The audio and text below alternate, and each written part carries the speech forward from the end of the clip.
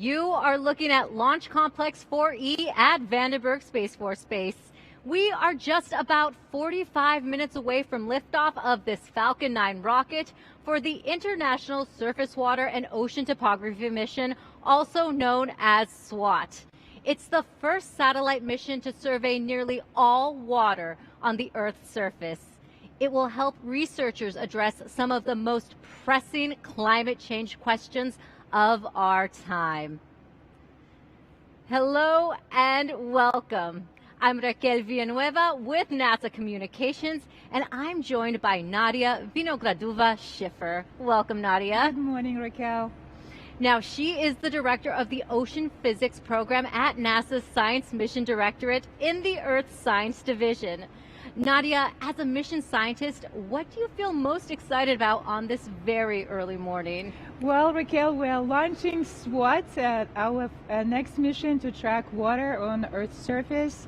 It's been a long journey, 20 years to make us, to take us to the launch pad plus 1 day. And today, our water dreams are coming true. And why is it important to track all of Earth's water? Well, water is life. There are 8 billion people live on this planet, and we all depend on water to survive and prosper. We use water to drink, to grow our crops. We use water to produce energy and support our economy. Water is what controls our climate and weather. So essentially, SWOT will track all of this water for the same reason NASA follows water on other planets, because water is essential to life as we know it. Absolutely essential. I have plenty more questions for you coming up, and we will be taking your questions throughout the broadcast. Send us your questions using the hashtag #TrackingWorldWater to learn more about the SWOT mission. And NASA is celebrating the completion of its historic Artemis 1 flight test. The launch from Kennedy Space Center last month was viewed by millions around the world. While in orbit around the moon, the uncrewed Orion spacecraft gave us these breathtaking pictures. Absolutely stunning, Nadia. Take a look at that detail.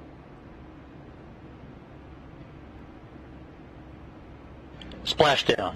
From Tranquility Base to Taurus Littrow to the tranquil waters of the Pacific, the latest chapter of NASA's journey to the moon comes to a close. Orion, back on Earth. On Sunday, December 11th at 9:40 a.m. Pacific, Orion splashed down in the Pacific Ocean after a 26-day mission. The Artemis program will explore more of the moon than ever before and eventually land the first astronauts on Mars. Very exciting. Very exciting indeed, Raquel. In fact, Artemis and climate change are 2 priorities for the agency. And Earth and Moon are directly connected as celestial bodies. We're looking how climate change might impact this Earth-Moon system. So there might be more connection between SWOT and Artemis. So stay tuned. Well, stay tuned for that connection. Now, let's introduce you to our team covering today's launch. Hundreds of people are gathered right now at our Hawk's Nest viewing area. That's where NASA's Jasmine Hopkins will talk with our experts.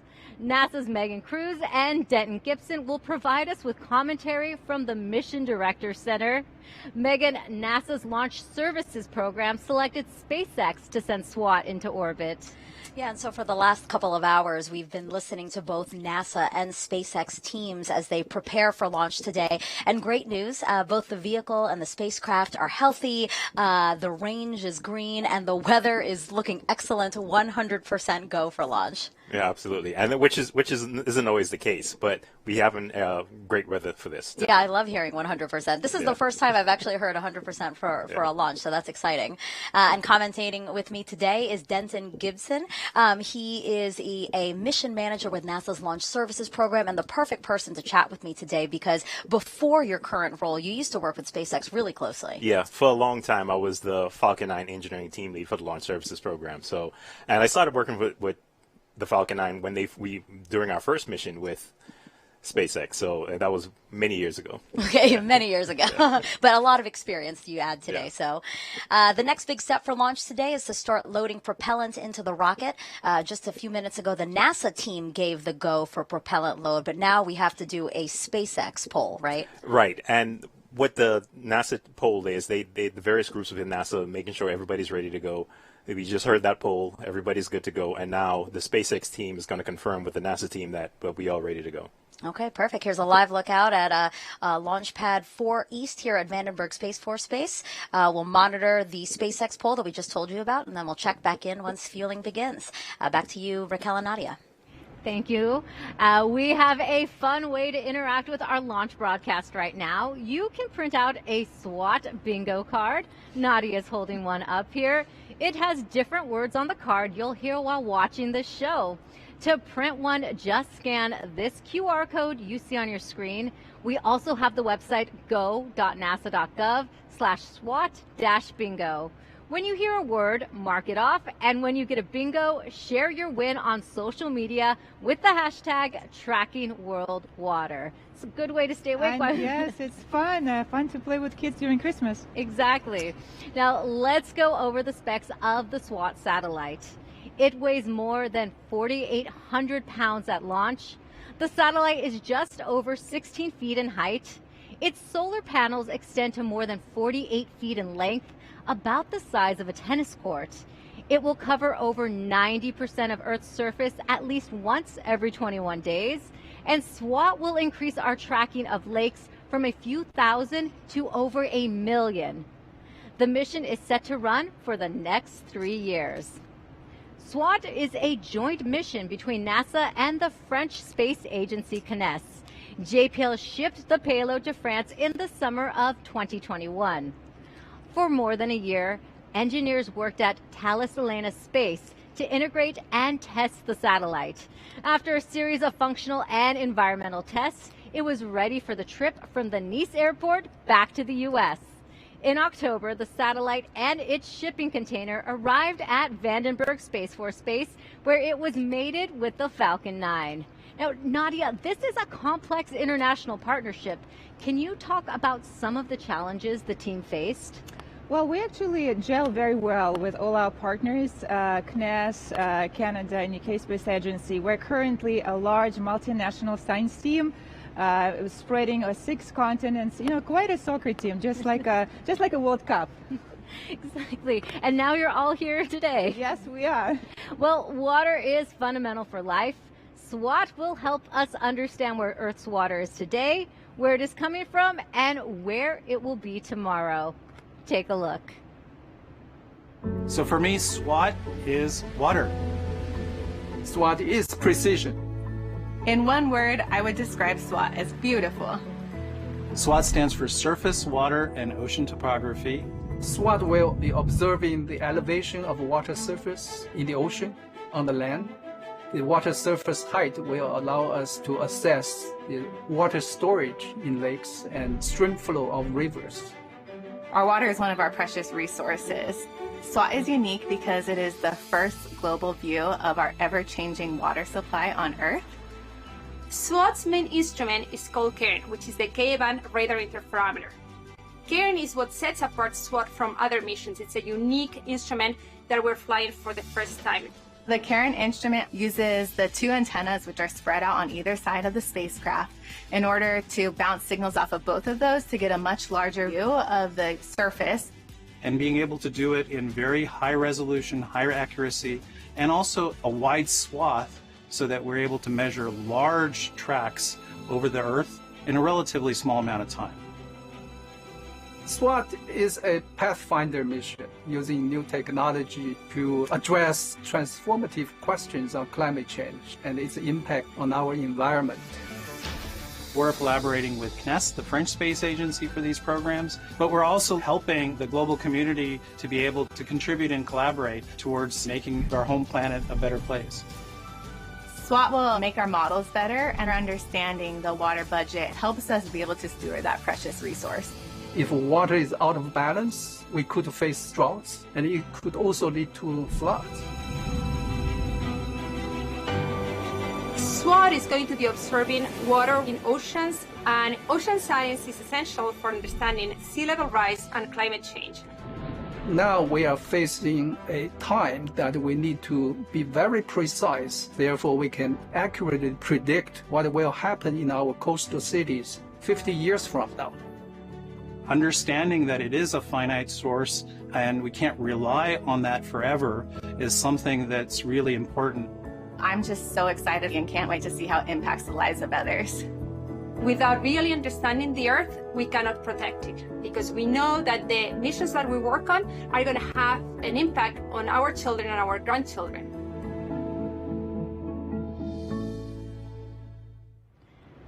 NASA has a family of satellites in orbit right now, studying how the whole Earth works as a system. Karen St. Germain is NASA's director of the Earth Science Division. Thank you for joining us today, Karen. It's great to be here. And what kind of role will SWOT play in NASA's fleet of Earth-observing satellites? Well, NASA has a fleet of 25 satellites today, missions that are looking down at Earth, at the atmosphere, at the land, at the ice, and the oceans. And these satellites tell us how the Earth works as a system. But SWOT, as we know, our planet is that we live on a water planet. And so SWOT will give us the first high-definition view of not just our oceans, but the inland waters as well. And and these waters play an important role in climate change and in everyday lives. So it will be an exciting addition to the family. Absolutely. Now, what can we learn through space-based tools like satellites that we can't gather here on Earth? Well, space is the ultimate high ground. It's a unique vantage point from which we can see the entire Earth. And that's especially important when we're looking at parts of the Earth that are remote, difficult for humans to get to. And I'll just give you one example. The southern oceans play an incredibly important role in our climate. They've absorbed more than the oceans in total have absorbed about a quarter of the carbon dioxide, the greenhouse gases that have been emitted in the industrial age. The southern oceans, because they're cold, play an incredibly important role. So set from the unique vantage point of space, we can see these remote areas and better understand how they play into the global system. And Karen, just going forward, how do you see SWOT being a trailblazer for the next Earth science mission over the next decade? It's a great question, and we are already hard at work building the next generation of Earth-observing satellites. And these will also look at all the aspects of the Earth system, but just as important as what we're doing is how we're doing it, with open science principles to try to accelerate the pace of discovery from these systems, and with partners around the world. So SWOT is in many ways blazing the trail for how we will develop that next generation of capabilities to accelerate discovery and the use of the data to inform decisions around the world. Hey Karen, how are you feeling about today's launch? I could not be more excited. We've been waiting for the SWOT launch, and as the team has gone through the challenges that you discussed a few moments ago, and so it's been a long road to get here, and we are so excited. We cannot wait. Oh, it's very exciting. Thank you so much, Karen, for joining us. Enjoy the lunch. We all will. All right. Thank you so much. Now, it is T-minus 32 minutes and counting to today's launch of the SWOT satellite. Let's check in on launch operations. Megan is live. Megan, preparations for this launch began hours ago. So where do we stand right now? Yeah, so Falcon 9 fueling is underway. SpaceX's launch director gave the go for propellant loading about a couple of minutes ago. So now liquid oxygen and RP1, or rocket grade kerosene, both are going in to the rocket's first stage. Right, correctly. And it's underway, and everything is going smooth so far. No issues to report. Perfect. So if we take a live look at the pad here, a beautiful shot of the payload fairing there with SWOT tucked safely inside. Denton, we talked about why SpaceX starts fueling so close to launch. Why when other launch providers start hours earlier? Yeah, and one of the main reasons they're using densified propellants, so they're very, very cold. That way, it allows them to fit more fuel and oxidizer into a tank without having to increase the size of the tank. And the reason why it's so close to launch is that you don't want those densified propellants to heat up any, and that will cause a lot of cause you to kind of bleed off some of your oxidizer, et cetera. So, and that's why they do it so close to launch. It doesn't give that fuel and those propellants much time to heat up. And as we look at this live picture here, you can see that telltale sign of soot on the booster there. That means it's flown to space before. Yes, this thing has flown 5 times before this, and it's a combination of Space Force missions as well as some commercial missions. So we do have some familiarity with this booster, and the soot is just a little seasoning on the booster. Some seasoning. I love how you say that. Okay, well, perfect. So far, so good. A really quiet count. We're hearing the call-outs we're expecting. Nothing out of the ordinary. So, again, so far, so good. So we'll send it back to you guys, Raquel and Nadia. Thanks for the update. We'll go back to our commentators as we get closer to launch in just a few minutes. But first, we have some questions to answer about the SWOT mission and water. Our first question is from a student. Here's Meadow. Hi, my name is Meadow. I'm 7 years old and I live in Studio City, California. I wonder how much water is on planet Earth. Hi, Meadow. Good question. There are more than billion cubic kilometers of water on Earth. A lot of water, Raquel. It's a lot of water. So thanks for your question, Meadow. And we have a social media question coming up as well. Let's see it. At Kawan wants to know, what is the most important thing to know as a NASA scientist? To know as a NASA scientist, well, hard work, some math and physics is a good skill, and have fun while doing it. And you possess those all, Nadia. We have another question coming up. Zeros and Math wants to know, what's the accuracy of SWOT? We are shooting for centimetric precision with SWOT. It's a very precise mission. We are improving our accuracy about 10x compared to our current observing capability of the ocean water and inland waters as well. All right, thank you. All right, we have one more question coming in. Kevin Rainville wants to know, will it give us the rate of sea level rise? We will definitely observe the rising oceans and rising sea, particularly close to the coast. And as we collect more and more data, we can estimate the rate, which is, the change over a certain period. This is what the rate is. Yes, excellent question. Yes, it was. Now, remember, you can send your questions online by using the hashtag #TrackingWorldWater. Now, you are looking live to the launch pad right now. We are T-minus 28 minutes to liftoff. SWOT data will help researchers better understand the ocean's role in climate change. Let's go to Jasmine live at the Hawk's Nest to learn more about the mission's science. Thank you, Raquel, and welcome to the Hawk's Nest. This is the main viewing location at Vandenberg, and there are over 500 guests scheduled to be in the surrounding area tonight, and right now I'm thrilled to be joined by Li Luang-Fu, the SWOT project scientist who's been working on water monitoring missions for over 2 decades. Welcome, Li. Thank you very much, Jasmine. Of course. Pleasure to be here. We're so glad to have you. It is very special. Can you tell me, what are the main science goals of SWOT? Yeah, the main science goals are to better understand the ocean's role in climate change and how in a warming climate is affecting the Earth's rivers, lakes, and the reservoirs. So more than 90% of the heat since the Industrial Revolution, the global warming has been absorbed and stored in the deep sea. SWOT will provide a high-definition view of ocean topography for calculating ocean currents that transport the heat from the atmosphere to the deep sea. So the data will help improve ocean models to assess the ocean's capacity in the future to keep absorbing heat, protect humanity from global warming.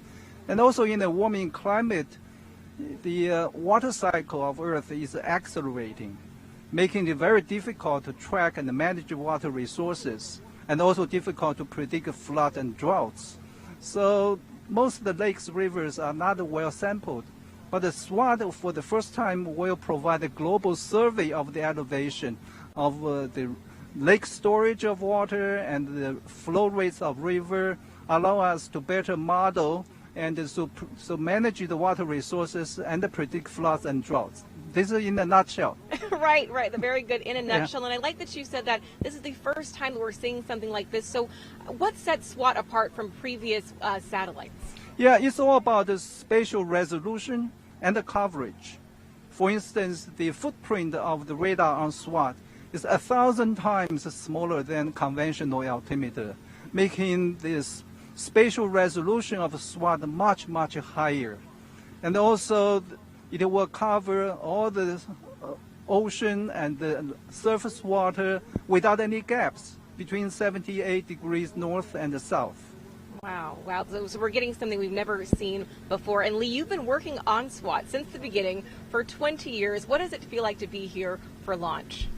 Yeah, this mission is 20 years in the making, and this is the fourth satellite mission. I serve as a project scientist. So, but this mission is the most complex and challenging, representing the culmination of my 40-plus years career at JPL working on oceanography from space. So my feeling now is a mixture of excitement, fulfillment, and also some anxiety. Right, yes, a little bit of anxiety. I know that you and your team will breathe a sigh of relief when we're done tonight. Absolutely. Fantastically. Thank you so much for joining us. Yeah, thank you. Of course. Raquel, back to you. Thank you, Jasmine and Lee. The SWOT satellite is truly a remarkable spacecraft. Earlier, I got a chance to look at it up close with SWOT project manager Parag Vaze.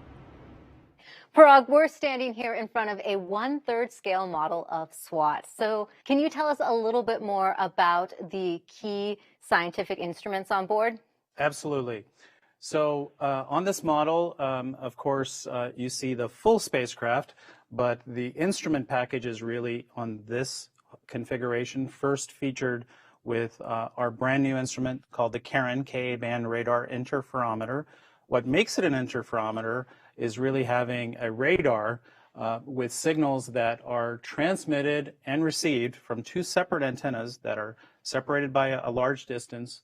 We also need other instruments to make SWOT work. We have a radar altimeter, which is a more traditional kind of altimeter, gives us precise but very small strip maps. We have a microwave radiometer that's used to correct the altimeter measurement in terms of the water vapor as the signal is going through the Earth's atmosphere. And we also need a set of instrumentation that tells us a very accurate position of the spacecraft in space itself. We have a GPS receiver that you don't see here, it's inside. We have a DORIS system, and we have the laser retroreflector array. And can you let us know how SWOT will communicate? Data, first of all, 1 terabyte of science data every day that has to be downlinked and then processed into products. The key to being able to do that, of course, is we have a very large recorder, memory recorder inside the module here, but then getting it out is the job of this antenna system. That's the X-band antenna system that's downlinking at 600 megabit per second. And we also have an S-band system that's more for command and control and basic mission operations. We obviously can't take a SWOT like this in space. How will it fold and unfold after launch? So the whole system is, of course, needs to be compact. It's folded off to the side of the payload module that you see here, and it basically deploys in 3 phases. One that's first coming up, and then moving out, and then the antennas finally deploying on the side themselves, and then the whole system is locked in place. It's a very interesting explanation. Thank you so much, Parag. Of course, happy to do that. Time to check in with the launch team at the Mission Director Center to see how the countdown is progressing. Megan and Denton, how are we looking? So we are T-minus 21 minutes and 59 seconds and counting until liftoff, and fueling of the SpaceX Falcon 9 continues, right, Denton? Yep, it's continuing. It's progressing just fine. Everything is moving along as it should. Great news. So the U.S. Space Force, we know, is responsible for the range, making sure it's safe to fly our intended trajectory. Any concerns there? No, actually. The range is green right now. Weather's looking good. All of the assets in the correct configuration. And so we're all completely green right now. Talk to me about trajectories. That it's not an easy task to design one, right? That's where a lot of the real rocket science is to design a trajectory. It's basically you're trying to get from the launch pad to a point in space. And along the way, there is some things you may encounter, the other orbiting satellites, some debris up there. So you have to make sure you avoid it. And the work that goes into it is very interesting because the team has a very detailed analytical model of how the launch vehicle will perform, and they marry that with everything that's orbiting the Earth and trying to understand which paths we can take, when we can launch, times, etc. I mean, there's a lot of work that goes into it, and that's where a lot of the real rocket science is done. Yeah, and we're talking about years of work, right? Yes. In some cases, it's over a period of years where you kind of develop in your trajectory for the spacecraft, and then also developing the trajectory for the launch vehicle. So it's a lot of work that goes into it. Yeah, today's launch will be a huge moment for a lot of people who have worked their trajectory, who have worked on this spacecraft, who've worked on the vehicle. Yeah. It's many years of hard work. Yes, it's been 20 years since some of the folks who work on the spacecraft has been working this mission. So I mean, it's going to be an exciting time for everybody. And now here they can see again their spacecraft sitting in the payload fairing at the top of the Falcon 9 on the launch pad here at Vandenberg. The Space Force also monitors the weather for us. And again, let's take a look at the weather graphic we have prepared for you guys. The launch weather officer reporting 100% go for launch.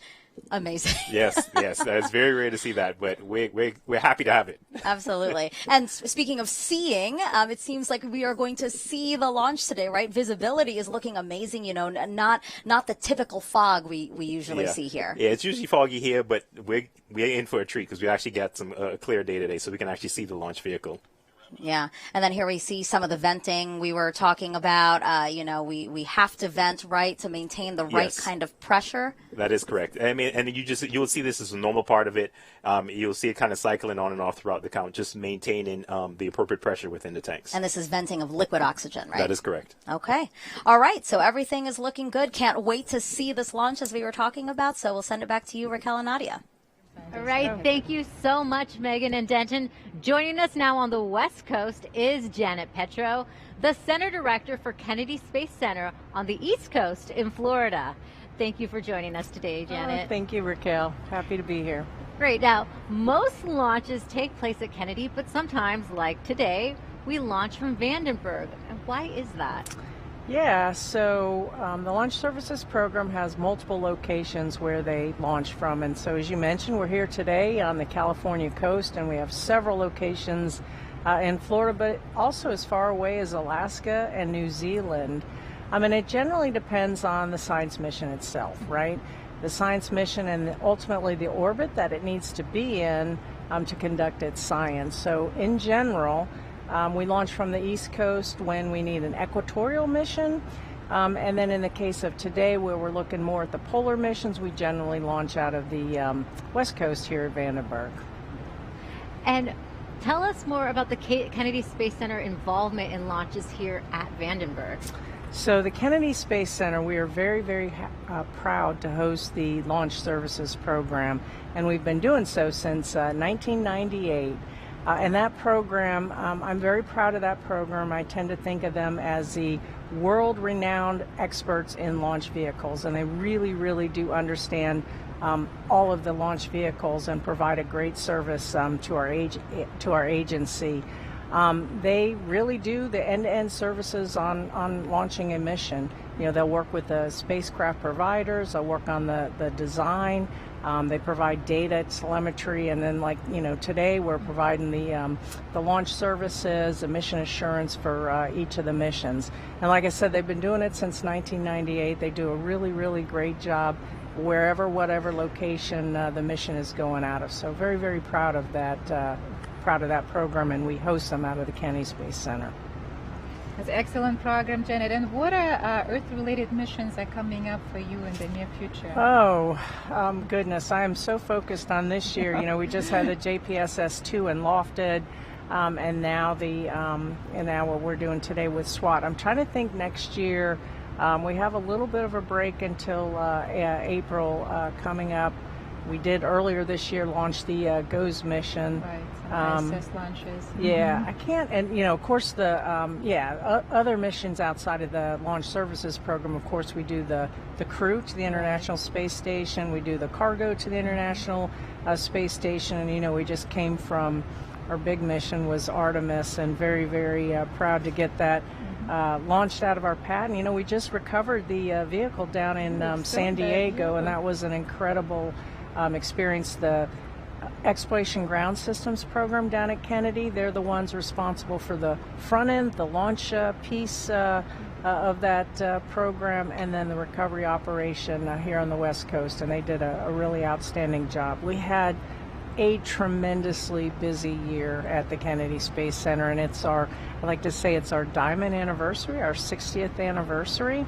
So it was a great way to really cap off the year with Artemis, and now ending with the SWOT program here tonight. We had a record number of launches. We're at something like 53 launches that we supported from the East Coast, and our center supports whether it launches on our property, Kennedy Space Center property, or on the Space Force property, Cape Canaveral. We provide all kinds of services, whether it's our propellant services or standing up our EOC. And so if you think about that, 53 launches, that's about a fantastic record-breaking one a week. year. Thank you, Janet, so much for that. Thank you all. Anniversary.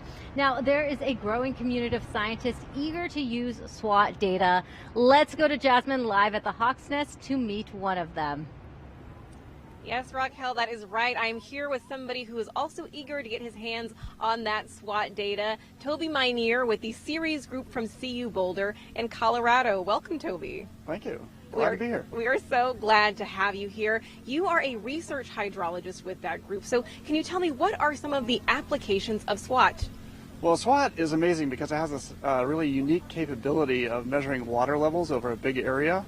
And so for people that are water managers in particular, there's a lot of excitement there because we really don't have this kind of capability at present. We have to do these things from the field, individual point measurements and things like that that are very hard to make in the field. And so we have a lot of interest from people that are like municipal water agencies, state agencies for dam safety, federal agencies, all really interested in getting their hands on some water level data in particular and storage change. So be very exciting to see it. It is very exciting, and really what I hear you saying is that SWOT is changing the game. So what are some of those specific applications, maybe agriculture or flood zones? How is it changing our lives in our own backyard? Yeah, well, so a few things that it will change are, so for example, flood risk. We really don't have a good sense of where flooding occurs and when and why, so how much water requires flooding to occur. So for example, a good place for that is on the coast. We don't really have very many gauges along the coast at the freshwater and saltwater interface. And so, yeah, I think we'll see a lot of changes there, a lot of changes inland for lakes and wetlands too. Wow, that's really exciting. And I understand, Toby, you're also in this group called the Early Adopters. What is that and who's in that? Yeah, so the Early Adopters group is about 25 different organizations. They come from all over the world. And these are people that are interested in SWOT data. They've heard sort of through the grapevine that there's some data coming out for water level data. And these are agencies that are non-governmental organizations. They're governmental organizations ranging from city level water agencies up to federal agencies. So a lot of excitement there from the water community. Right, very exciting. Toby, thank you so much for joining us. Thanks. Raquel, back to you. Thank you so much. This will be the last launch for NASA's Associate Administrator for the Science Mission Directorate, Thomas Zurbuchen. During Thomas's 6 years in the role, he has overseen nearly 100 science missions, including SWOT, DART, the Double Asteroid Redirection Test, the Mars 2020 mission, and the James Webb Telescope. He also co-authored and authored more than 200 articles and received many agency awards. Congratulations, Thomas. Congratulations, Thomas. Yes, Thomas will be missed. He is known for his energy, dedication, and scientific curiosity. When I was doing my first launch with him, Sentinel-6, Mike Friley, he was very supportive. So yeah, Thomas will be missed. But congratulations, enjoy, well deserved. Absolutely, enjoy that. The president of France's space agency, CNES, Philippe Baptiste sent us this message about today's launch. The result of NASA and CNES historic partnership in oceanography that all started more than 30 years ago with Topex Poseidon is really essential. And I am very proud to send you this message and to be with you, at least in spirit, for this launch. I want to say once again a few words how proud CNES and its team are to be involved in this ambitious international adventure alongside NASA. SWOT is the first space mission to survey the planet's freshwater resources on a global scale. The water elevation of lakes and water courses, the discharge of rivers, and the fine dynamics of the oceans are all vital data that are going to help us better adapt to climate change. In this respect, SWOT truly marks a revolution for space hydrology, and we are proud to be embarking on this endeavor with the French community of scientists, of users, and of course with our industry. I wish you a successful launch, and go SWOT, go! Go SWOT! Climate change is a topic front and center for everyone, including NASA. Joining us now is NASA's Sandra Conley. Thank you for joining us, Sandra. Thank you for having me. Now, as a leader in science, what does it mean to be part of this mission? Oh man, this is such an exciting mission. You know, it's unprecedented in many ways. It's going to be the mission that for the first time ever, we're measuring surface water around the world. Freshwater sources, saltwater sources, how they ebb and flow and move in between each other, how the energy is transferred across those water bodies, and also with the environment. It's really going to help us improve our weather forecasting ability and our climate prediction abilities. It's a real trailblazer. Now, SWOT is a joint mission between NASA and CNES. Climate change knows no boundaries, so why is it important for a mission to be an international collaboration? So, science knows no boundaries, right? So our scientists are from all around the world, and this partnership with CNES is tremendously important. It spans over 30 years on ocean altimetry missions, and that's not even counting other partnerships that we have with CNES to achieve our science. So we're looking forward to many, many more missions together with them. Well, Sandra, as you know, SWOT is the first science team that fully complies with open science requirement. Can you tell us more about NASA's open science paradigm and how do we kick off the year of open science with SWOT? You know, that's a great question. So our space satellites give us a really unique vantage point to observe the Earth, right? So we're able to look at it as a global system, right? And the data that we've collected through our satellites over the 50 years allow us to really look at the ground, the atmosphere, and the oceans. And what open science and open data is going to enable us to do is to take that to the next level and give it to the individual user, whether they're decision makers at the local level, at the regional level, or even tribal communities. It's to give that information to people so that they can make informed decisions regardless of their business. You don't need to actually be a scientist or an engineer moving forward to be able to leverage this data and apply it to your day-to-day business. Looking forward to the data. Thank you so much, Sandra. Thank you. Now, let's head over to our commentators. We are T-minus 7 minutes. Our launch of the Falcon 9 rocket from Vandenberg Space Force Base. Megan and Denton will navigate us through that terminal count. Yeah, just under 8 minutes to liftoff, and we are looking fantastic for launch. Weather is a go. No collision concerns on the range for our instantaneous opportunity to launch at 3:46 and 47 seconds Pacific time. We see a live shot of the Falcon 9 sitting on Launch Pad 4 East here at Vandenberg Space Force Base. This reusable two-stage rocket standing about 230 feet tall. The first stage is the bottom two-thirds of what you see there. That's called the booster. And then at the right over that, you see this black piece there. That's the interstage adapter, which connects the first and second stage. And then at the very top, the payload fairing. And you see SWOT painted on there. SWOT is tucked safely inside of it, folded up to about the size of a mid-size car. Engine chill. And we just heard the call out for for a stage 1 engine shield. And basically what that is just getting the engine ready for the flow of the colder temperatures. So it's kind of like if you imagine if you were to jump in a really cold pool and your muscles tense up and everything else, and we don't necessarily want that with the engine. So we slowly start to bleed in those liquid oxygen to kind of bring it down to the temperature that it'll be seeing during flight. So that's really what that is. It's really preserving the stress on the engines, and it's getting ready for flight. Yeah, that was a great analogy. So, yeah, you made me cold thinking about it. So we see some of that liquid oxygen venting off now, both the first and second stages, right? Yeah, and you're seeing that because the booster is very, very cold because that liquid oxygen is inside there. And soon you'll hear the call out for stage 1 RPO leaks. They're wrapping up fueling of the stage.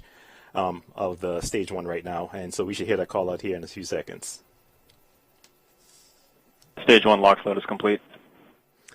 And so SpaceX is also loading helium Stage gas 1 fuel load correction into both stages, and we'll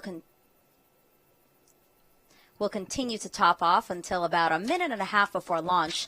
Falcon 9 uses helium as a pressurant, meaning it uses helium to maintain pressure in the tanks as liquid oxygen and RP1 are consumed by the engines during ascent. The first stage has 9 Merlin engines, hence the name Falcon 9. The second stage has a single Merlin vacuum or MVAC engine, so you'll often hear references to MVAC throughout the count. Yeah. Next call out will come in just a couple of seconds. You'll hear that the spacecraft is on internal power and configured for a launch. That just means that the spacecraft is now running on batteries versus getting power from the strong back you see there. Tanks are pressing for strong back retract. And the strong back is getting ready to retract. The strong back is that mechanical structure you see just to the right of the vehicle. And they're just pressing up the tanks and getting ready for that. You'll see it tilt back slightly initially, and then when we get closer to launch, you will see it tilt about 45 degrees back, get out of the way so, the Falcon 9 can clear the pad with no issues. And that tilt starts when you see that cradle. It's kind of like a hug around just at the base of the payload fairing veil. You'll see those arms start to open, and that will allow for the strong back to start tilting backwards. Yes, that is correct. And you can see from the video, you can see that cradle's opening up, and then you'll see a few seconds after that's completed, the strong back will tilt back slightly. And now we're going to pause for an upcoming poll here. NLM on countdown 1.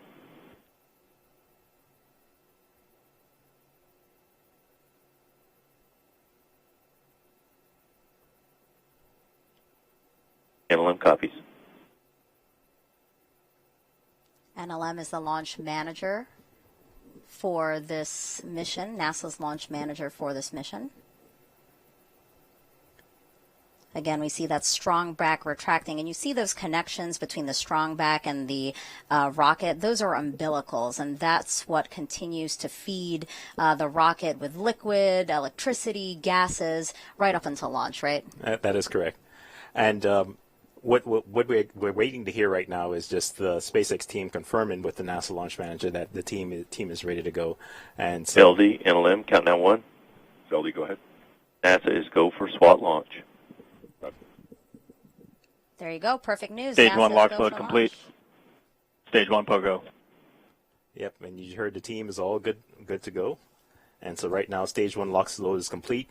At this point in time, the stage 1 is completely filled with fuel. We're just waiting for them to top off the stage 2 tank.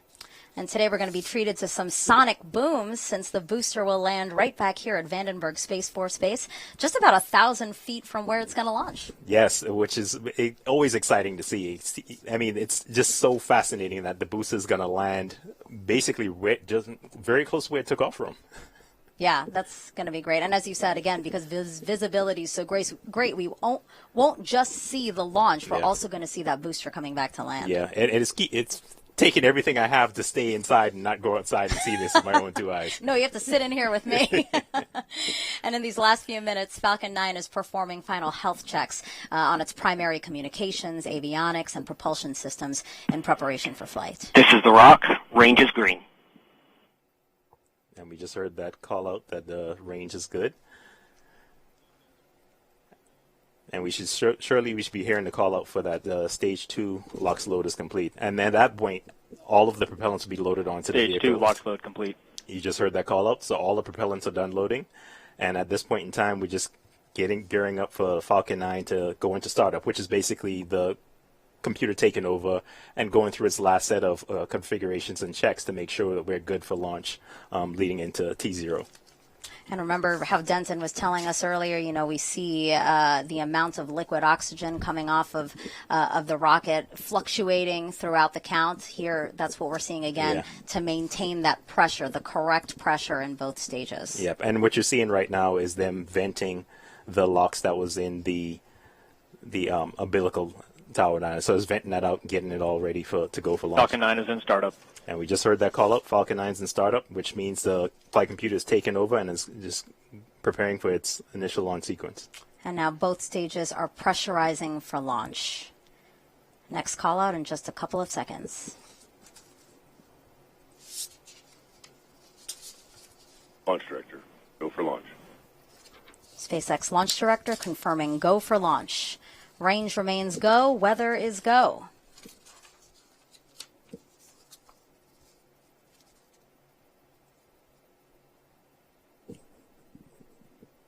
This launch will mark the 100th first mission of NASA's Launch Services program based at Kennedy Space Center. 15 seconds. Here we go. 10. 9, 8, 7, 6, 5, 4, 3, 2, 1. Engine ignition and liftoff. Liftoff of SWOT, our first global survey of Earth's surface water to study how this ever-changing resource affects our climate.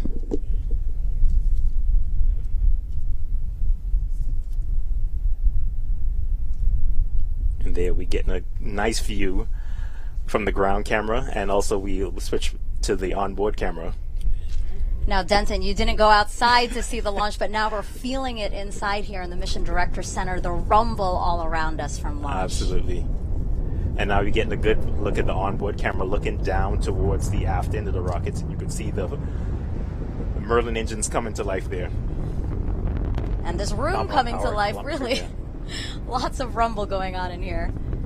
And we're soon going to hear that the rocket is supersonic, meaning it's going faster than the speed of sound, followed by Falcon 9 reaching what's called max Q, the moment of peak mechanic stress on the rocket. Yeah. Look, we getting nice views. Falcon 9 is supersonic. Just heard a call out for supersonic. Getting a good shot of looking at the onboard cameras Max there. Q. We just stepped through max Q. Next call-outs are going to come. Engine chill.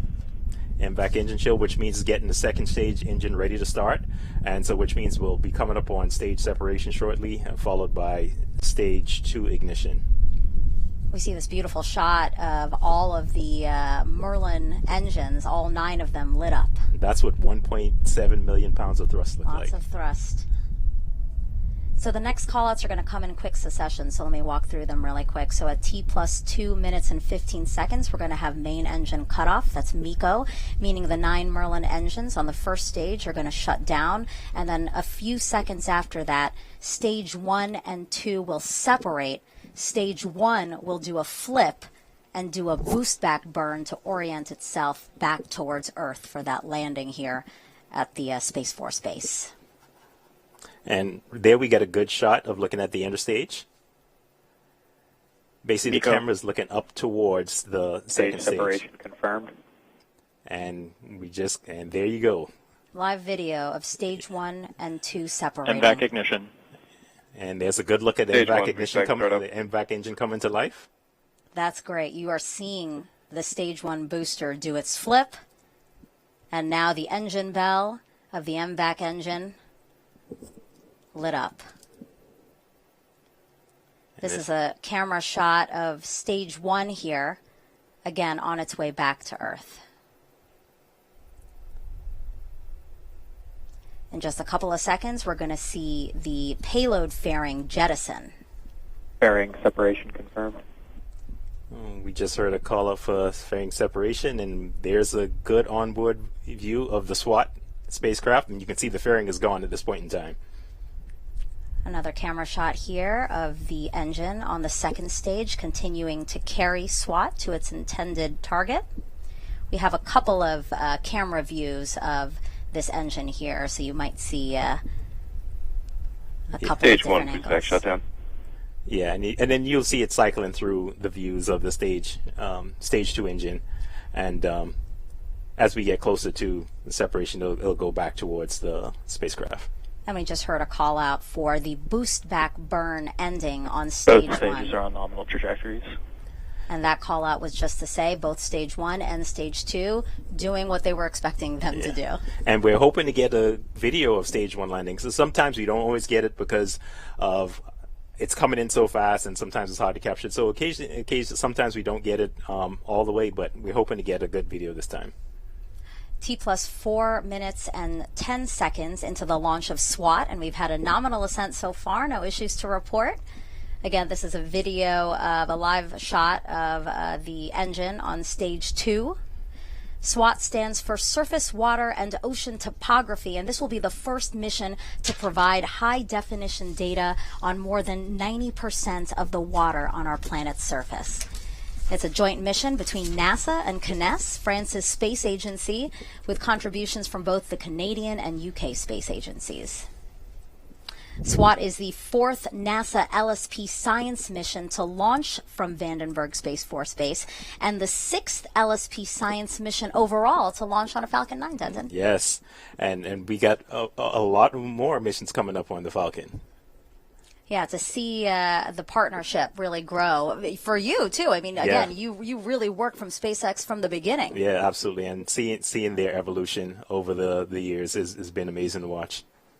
So coming up, we're going to see the booster begin its entry burn soon, and again, that entry burn is to slow it down as it approaches Earth for the landing here back at the base instead of a drone ship. Yeah, I mean, it's awesome to see it come back to land. As I mentioned before, seeing it landing right very close to where it took off from is awesome. So then how does this work? So again, we're going to have the entry burn that slows it down, and then there's a landing burn, right? Yeah, so you have the boost back burn that kind of gets it back towards the launch pad, and then the entry burn kind of slows it down as it's coming into the atmosphere, and then you have the landing burn that basically puts it down gently on the pad. Mm-hmm. Yeah, SpaceX has become real pros at landing their boosters. Absolutely. And it's becoming routine for them at this point in time, and so this is just a normal course of business for them. Again, we are looking live at stage 2. Stage 1 entry burn. We just heard the call out for stage 1 entry burn. Means it's coming back into the Earth's atmosphere. And there we go. We got a good video of it. Yeah, so you can see those hypersonic grid fins illuminated by the flame from the booster. Stage 1 FTS is safe.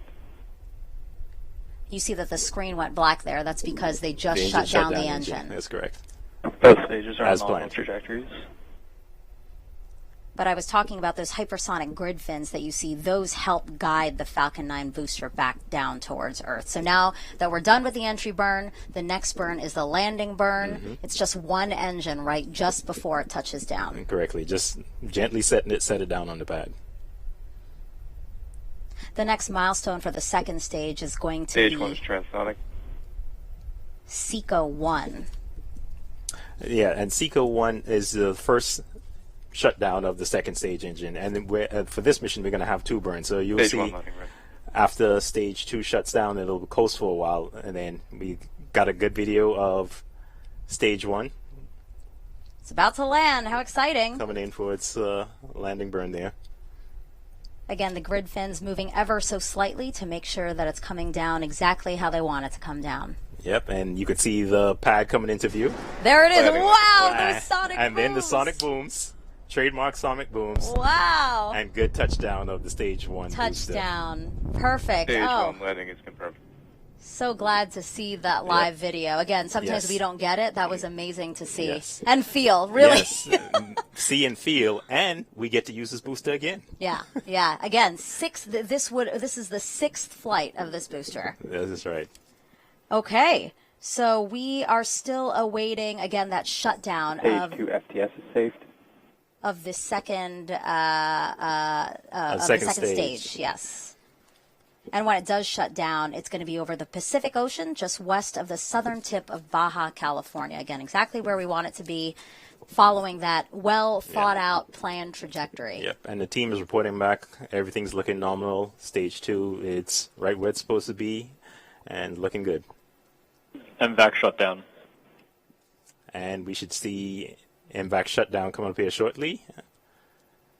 And there we go. Yep, SECO 1. Nominal parking orbit. Confirmed. That's the trajectory you're seeing. It's flying south from where it just launched, and it'll continue to fly south down towards Antarctica. And so again, everything going as expected so far. The second stage is now going to coast for about 30 minutes. You can see that it is shut down there from that view. And this is a view of the spacecraft. Again, because the payload fairing has been jettisoned, you see SWOT right there on your screen. Exposed now that we don't need the payload fairing to safely get it out of the atmosphere. Yeah, correct. And yeah, once the whole purpose of the fairing is to protect it while the vehicle is flying through the atmosphere at supersonic speeds. And then once you get up out of the atmosphere, there's nothing to harm the spacecraft, so you can jettison that extra weight and give your vehicle a lot more performance once you get rid of that extra weight. Okay.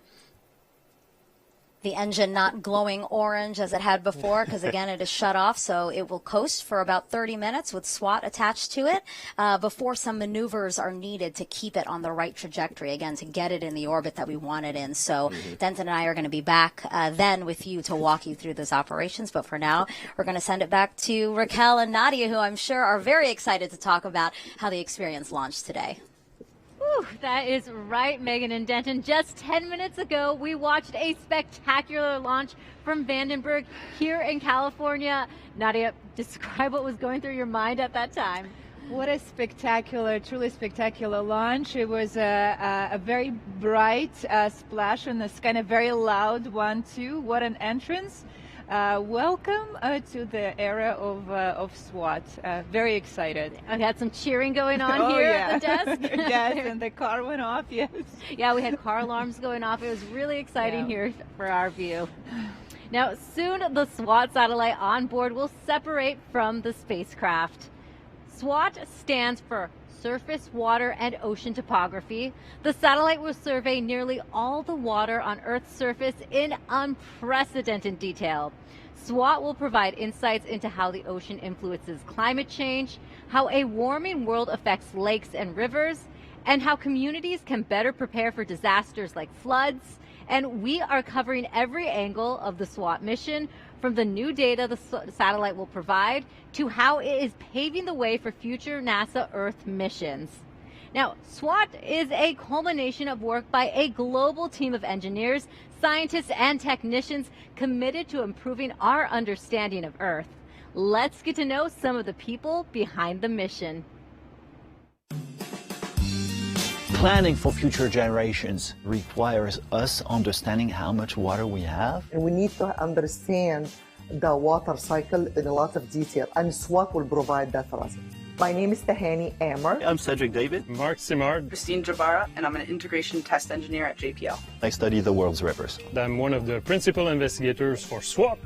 SWOT is an Earth orbiting satellite. It stands for Surface, Water, Ocean Topography. SWOT will, for the first time, make measurement of water surface elevation, not only on the ocean, but also on the lakes and rivers of the entire globe. This in itself will be a scientific revolution. Collaborations and relationship build bridges, and SWOT will be that bridge across the world. SWOT is being designed jointly by NASA and the French Space Agency, with help from Canada and the UK. I was born in France, so SWOT is a match made in heaven for me.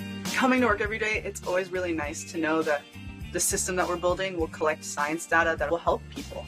I think finally I found a meaning to all of my research. I believe SWOT will create a lot of peace because we all need water. Now more than ever, it's important to recognize that water connects us all, and it might be the one thing that unites us all. Really see how hard your team has worked there. Yeah, we have a great team. You know, we gel really well together. We scientists, we dream, and engineers make our science fiction dreams come true. And then collectively, we make this NASA magic that enables discoveries and for the good of humanity and science. It's magic indeed. We want to show you how some of SWOT's technology works, but to do that, Nadia and I had to go tap into our athletic skills for this one. Take a look. All right, Nadia, in order to learn more about SWOT, we have to play a little basketball. That's right, Raquel. We're trying to explain how the heart of the SWOT mission works, which is a new instrument, a radar interferometer, which we lovingly call Karen. So Karen has two antennas separated by a 10-meter boom. One of the antenna transmits a signal that bounces back from the Earth's surface and received by two antennas with a little bit delay and out of sync. Now, Karen uses this information to compute the distance between the satellite and the Earth's surface, and they calculate the water height. So let's see how we explain it with the basketball. Okay. If you don't mind standing there, feet away from me. All right, is right here pretty good? This is perfect. Okay. And we will bounce the ball just like SWOT satellite bounces a radar pulse between two antennas. Okay. Yep. So what are we seeing here right now? We're seeing how the ball, which is our radar beam, bounces over the Earth's surface, and by knowing the range, the distance, and we compute the height of the water surface. So the ocean isn't a flat surface, there's waves. Like, how do you calculate that? That's right. Let's bring a box. Okay. So did you notice when the water is a little bit higher that the ball returns to the antenna, to us, a little bit faster? That's how we know that we're retrieving topography, just like in the name of the mission. A satellite is doing thousands of bounces per second to capture the data on both sides from both antennas over a wide strip on the ground, about 30 miles, 50 kilometers wide. And then once we do enough of those stripes, we'll eventually cover the whole globe.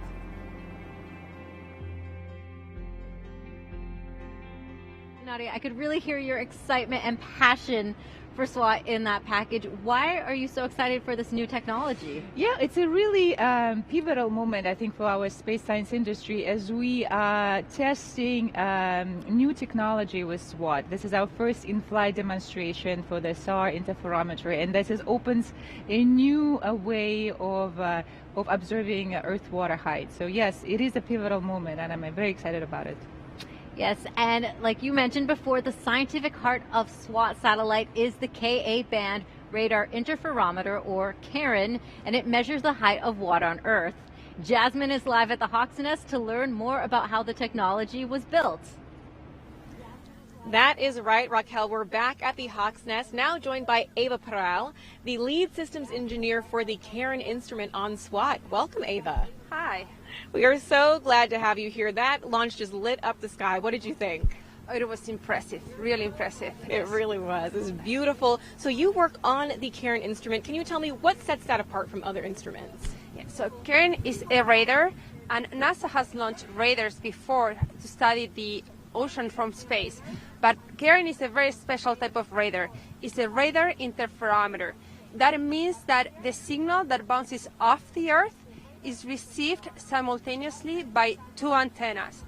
These two antennas are separated by a long distance, about half the size of a tennis court, and they have to be positioned very precisely to levels that are like micrometers. So we're talking about the width of a hair. So you can imagine that adds a lot of complexity to the SWOT mission, but it is that technology that enables the resolution and the accuracy that we're expected to achieve with SWOT of the Earth's water. Right, so we're seeing things in a precision that we've never had before, which is very exciting and complex. So were there any challenges that your team faced while creating Karen? Yes, Karen has been pushing the envelope in many, many different fronts. I can give you many examples. One, I just told you before about the mechanical precision that we need to have positioning these two antennas. We also have a very high power amplifier. We need an enormous amount of power to be able to get that signal back to the satellite from the Earth at a level that is detectable by the radar. And that level of power at our frequency from space is by itself a technological achievement. We also have the radar produces a massive amount of data. In fact, over 60 terabytes of data every single day. And that's a lot of hard drives, as you can imagine.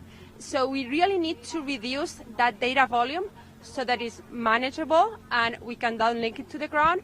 And for that, we're doing some fairly unique signal processing in the radar in space. So all of those are really achievements. Karen is a unique instrument and one of a kind. Right, it really is. You and your team should be very happy with this achievement. And Ava, you yourself have been working on this for a decade.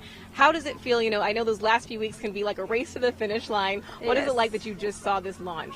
Well, for me, it's been my project since I started at JPL. It's been actually over 13 years.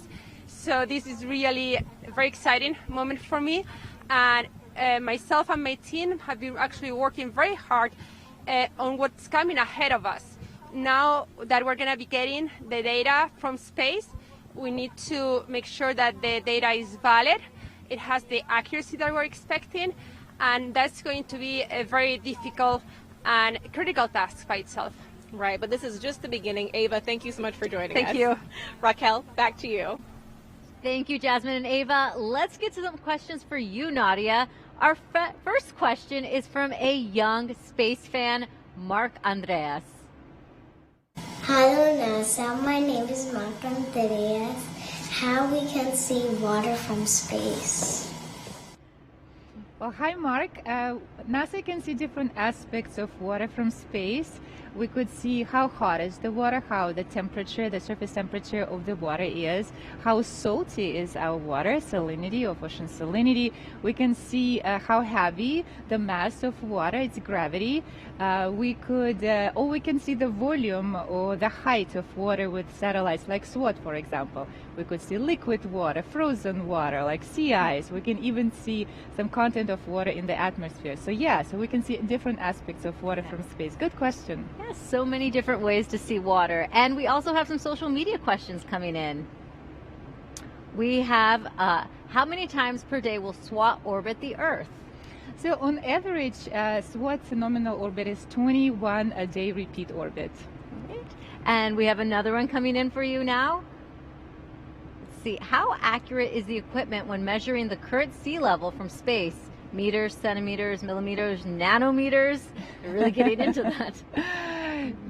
We're targeting centimetric accuracy of sea level measurements from space, which is a truly breakthrough. It's a 10x improvement of what we are currently doing. Yes. Now you're doing such a good job answering these questions. We have another one coming in for you.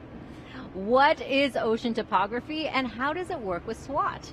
Well, think of it, ocean topography, just like mountains and valley. Like I was driving here from LAX to Lompoc, just like mountains and valleys on the ground, you see hills and dips on the ocean surface. So think of it as well. Great explanation. We have another question for you too. Let's get to this one.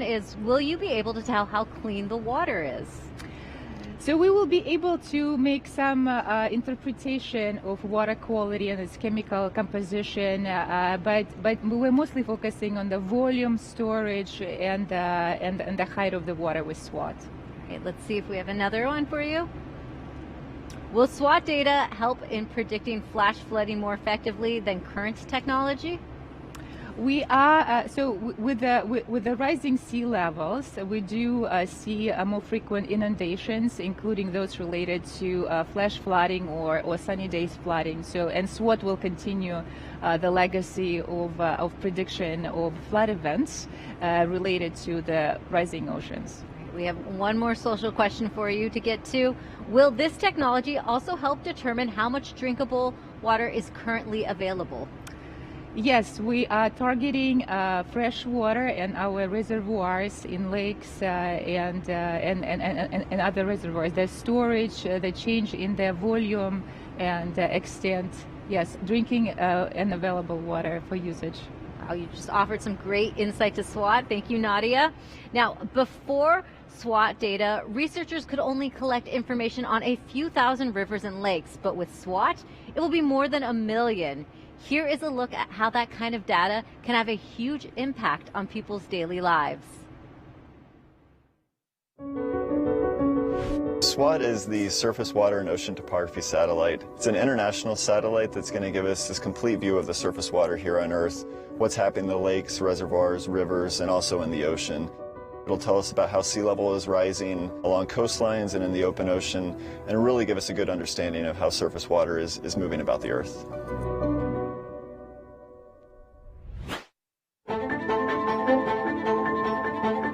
Our goal is to provide data, forecasts, watches, and warnings at some key locations like the Willamette River in Portland, which is a major U.S. city that historically has seen some catastrophic floods. The better quality of the data that we have that feeds into our models, the better the forecasts are going to be, the more time that people will have to protect themselves and their property and ultimately our communities. A tool like SWOT is going to help us with making these really difficult projections and predictions for the future. This is one of many reservoirs here in the Willamette Valley in Oregon. It is a human-made lake. It is a reservoir operated by the Army Corps of Engineers. The water managers here, they use, weather prediction, they use hydrologic models, and the hope is that data like SWOT might be incorporated into those predictions to help them better understand this water body's filling and we don't want to overtop the dams. Might want to start letting water out really quickly. They have to make a lot of complicated decisions. When you get a big storm event, we want to keep the community safe in the best way that we can. So how do we best manage operation of these reservoirs in terms of putting water out downstream to prevent flooding at a larger scale? In lots of states, there are, hundreds, thousands of reservoirs, and many of those reservoirs don't have automated gauging available. And so these agencies have to kind of estimate how much water is in them and how that's changing.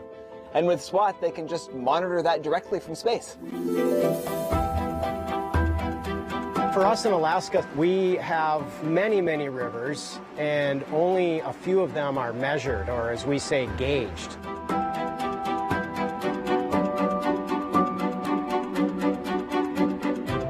If we have data on when flooding is occurring or might occur, we can get crews out there to look at the bridge to make sure that the bridge and the associated roadway are still safe. If we can start collecting data on all rivers above a certain size remotely through satellites, it really opens up the amount of rivers that we can help understand what happens when they flood or how they flood. And that really improves our ability to manage our infrastructure and to design new infrastructure. That is where SWOT will really make a big difference. One of the partners we're working with is the Department of Defense, and they're trying to fill gaps in the data that they have along the coastlines. Our military is obviously very concerned about what's happening on global scales, and they have installations across the globe. So SWOT will potentially provide an opportunity to fill in some of those gaps, allow them to make the impact assessments that they need for sea level rise in their facilities. So trying to understand and give them the information they need to plan for and then potentially adapt to these changes is really critically important. Coastal wetlands like the Mississippi River Delta are extremely important because it acts as a buffer between us and the threatening ocean.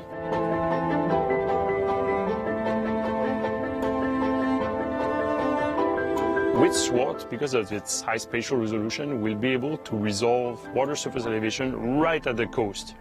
So this is quite important because as sea level rises, the ocean will migrate into the land, bringing more salt into the land. So it threatens the infrastructure, the biodiversity in the wetlands along the coast. Hopefully, the types of models that we're producing can support how they decide to manage the river delta.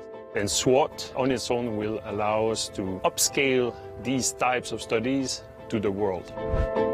I'm really excited about the new information we'll get from SWOT and how we can start to couple it to some of the needs that we see, both at the coastal interface and also on land. I think we can potentially see some immediate impact once SWOT's launched in these communities.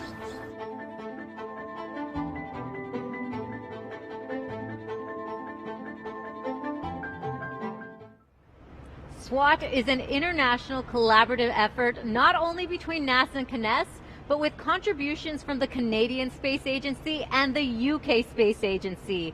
We'll hear from the UK Space Agency in a moment, but joining us now is Taryn Tomlinson with the Canadian Space Agency. Thank you for joining us today. Thanks for having me. Good morning. Now, why did your agency choose to be involved with the SWOT mission? Well, contributing to the first ever satellite to survey most of the water on the planet is truly an exceptional opportunity for us. Water is such an important resource and it is in so many ways linked with climate change. And we're so happy to work with our international partners again on solving issues that matter to all of us. SWOT is particularly important to Canada. We have the longest shoreline on the planet, and we have over 1 million lakes, and it's so important to monitor the change of those lakes over time. SWOT is really going to benefit Canadians for strategic water management, but it will support humanity in the face of climate change. Really is an international effort, as we say. Truly. Can you talk a little bit more about CSA's contributions to the mission? I'd love to. CSA will be contributing a key component to the CAREN instrument. They're called the Extended Interaction Klystrons, built by CPI Canada. It's the high-powered amplifier that will help those Ka-band precision measurements for measuring the surface water. And so in addition to the device that we are contributing, we have science researchers who've been involved with the SWOT science team, and they've been developing the objectives, and they're also working to deploy instruments to key sites across Canada. Yes, Taryn, we enjoy working with Canadian scientists. And speaking of that, what is the Canadian scientists as users are most exciting to use SWOT data for? For the data, so we have some services, key services in Canada that we'd really like to improve. And so, as I was mentioning, that shoreline, navigation services to Canadians is going to be very important. Weather forecasting is going to be very important as well. As well as just to monitor, as I mentioned, the lakes and make sure that we keep our eye on the lake measurements. Our researchers are looking towards the north in helping northern communities as well. And so we're talking about clean water supply. We're talking about water management for the coastlines, for tides, and for estuaries, and also hydroelectricity. And I do want to mention, I'm so excited to see what Canadians will do with open science and open data. Excellent. Yes. Lots of data ahead. And I want to know, what was launch like for you today? Well, it was exhilarating, and we had cheers and excitement outside. We were all outdoors. But what was specifically exciting for me was to see the return of the booster and that double sonic boom, and everybody jumped out of their skin. It was exhilarating. What a morning. Thank you so much. We're grateful to be here. Absolutely. Thank you for joining us today. Early morning. Now, Beth Greenaway with the UK agency wasn't able to be on set with us, but she left this message. The UK Space Agency has contributed to SWOT by enabling both our industry and our scientists to be part of the mission. We were approached by the French Space Agency, CNES, who are building the instrument for the mission. They needed a very complex bit of kit built in the UK, which essentially signals or moves the radar pulses around the instrument. And it was Honeywell in the UK that built this. In the UK, we're really fortunate to have some of the world-leading scientists who understand both the oceanography, how the ocean moves, and how satellites can be used to measure that. It's really exciting to be part of such a big, exciting mission. It takes a long, long time to come through to a launch in 2022. To be part of that journey on the policy side, enabling people to really do the best, so the best of British engineering and the best of British science, to be part of such a huge global water survey that's so important for climate change and is really going to make a difference to what we understand about our world. All right, SWOT will measure the Earth's water on a global weather.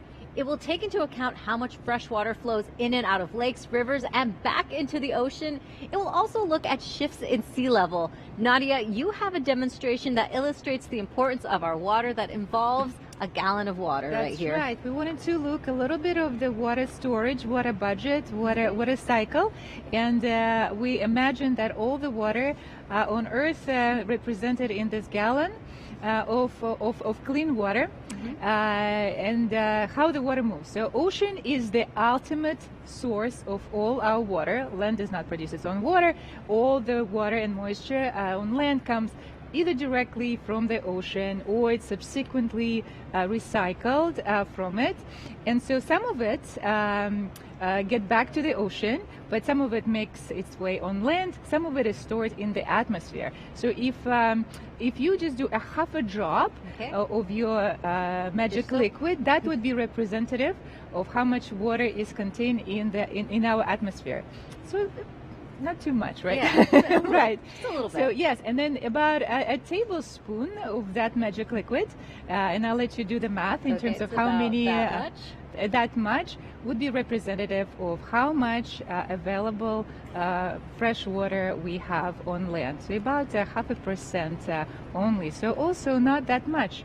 You know, most of it is contained in our salty ocean. So we humans, an ecosystem, we depend on this steady supply of water and moisture from ocean to land.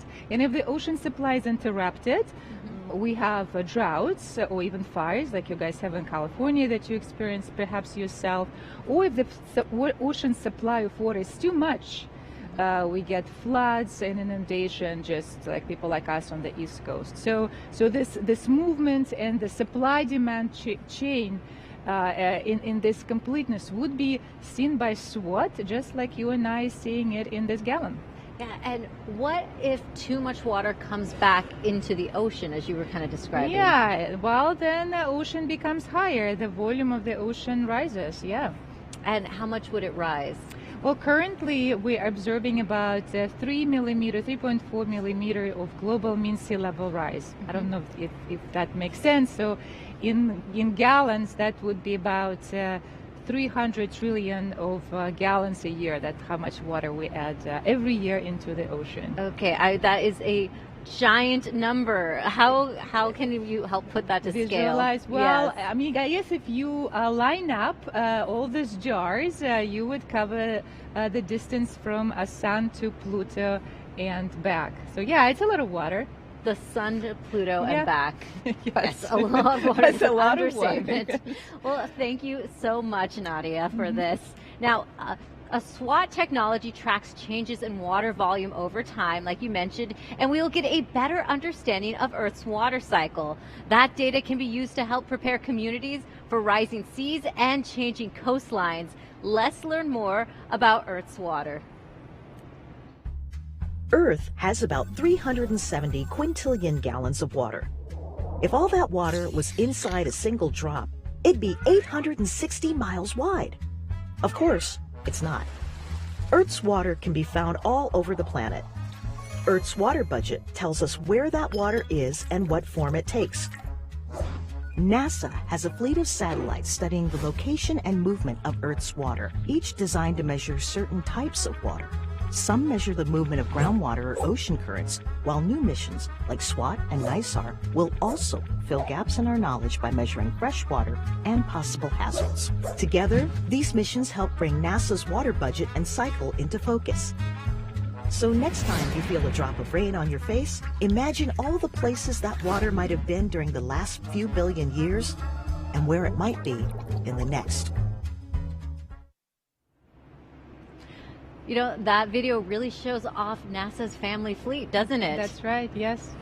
Yes, and let's jump back into questions from kids and social media. And, you know, speaking of family, looks like we have a special surprise for you, Nadia. Ooh, okay. Hi, NASA. My name is Kira. I'm 8 years old. I live in Washington, D.C. I heard that sea levels are rising. What I want to know is if me and all puppies are safe. Kira, out. Who did we just see there, Nadia? Well, hi, Kira. Yeah, this is Kira, my daughter. So I hope that your parents will keep you safe and your puppies as well. But when you grow up, by 2050, I think sea level, I believe, would be about 0.5 meter high in Washington, D.C., which is about 20 inches of extra water where you live. And so that would be your job to keep your puppies safe. And actually, Raquel, NASA has a very useful tool where we could demonstrate and predict sea level rise 10, 20, 50, even 100 years from now. Not just for here in Washington, D.C., but all major coastal cities all over the globe. And I see that we have, yes, well done, NASA, sealevel.nasa.gov, very, very effective. Yeah, we have a link. sealevel.nasa.gov. And we have some social questions coming in for you as well. Let's see the first one coming up here. Oh, actually, we have a photo. This one is a picture. We have a space fan. Let's take a look at Watson. Oh, look at little Watson there. So cute. His mom, Lucy, says he has been a fan since birth.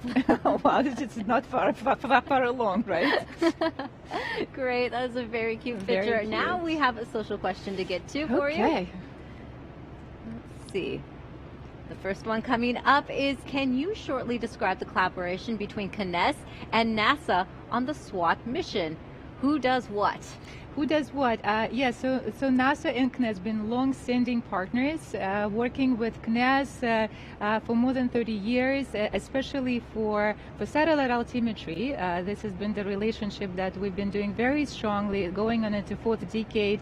And when we talk about collaboration, it was a truly collaborative effort when we were doing both testing and engineering and ping-ponging our SWOT observatory back between JPL and Thales in France multiple times. So both agencies contributed major hardware instrumentation for the observatory.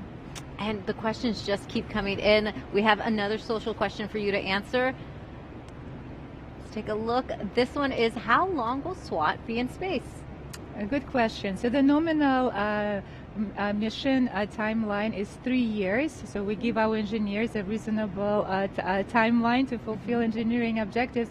But longer than that would be a very welcome bonus for our scientists to use SWOT data beyond those 3 years. That's a great bonus. Let's get to the next social question. How is the data shared? Which institutions are the intermediaries and which are the end users? I will soon be working with the French government to study a link between water management and spatial infrastructure. It's an exciting subject. Well, thank you. We think so too. So this is free for all. All data would be available to the public through NASA and CNES data providers. And not just that, we're actually welcoming a community to help NASA and CNES validate the data prior to the delivery of a fully validated data set. This is the experiment that Sandra mentioned that we're going through at NASA. It's called Open Science, and we are delivering and sharing pre-validated data sets with the science community. So all hands on deck. If you want to be a hydrologist or work with infrastructure as this person who asked this question, welcome. Yes, data for all. Thank you so much, Nadia. We still have time to get your questions answered. Simply post your question online with the hashtag #TrackingWorldWater. Now, we are just over 41 minutes since launch. Commentators Megan Cruz and Denton Gibson are tracking the next milestones on this mission. Yeah, hello again, guys, from inside the Mission Director Center here at Vandenberg Space Force Base in Central California. We're actually sitting right next to where Nadia and Raquel are, because this is where we can listen in to the teams who are still working the launch. So it's been about 41 minutes since liftoff from Vandenberg Space Force Base. We had a nominal ascent, and now we are looking at live video of the second stage. And the engine there not burning red hot anymore because it's been coasting now, right, for about 30 minutes, Denton? Yeah, and what's happening right now is they're chilling down the engine. As we talked about earlier, they're just cooling down the engine, getting it ready to take on those, those densified propellants, which is down in the neighborhood of minus 300 degrees. So you see what's happening right now. It's just chilling the engine down and getting ready for second engine start, which is basically, it's going to be a very short burn that's coming up. And this burn is essentially just kind of doing a final orbit adjustment before getting into spacecraft separation. So that's what's happening right now, and we should hear the stage 2 engine restart coming up here in about a minute or so. And so we just saw a map there. That's a trajectory. It's showing where stage 2 is. And right now it is just south of South Africa along the coast of Antarctica. So it traveled pretty far in just those 30 minutes. And as soon as we get in range of the next ground station, the engine will start up again.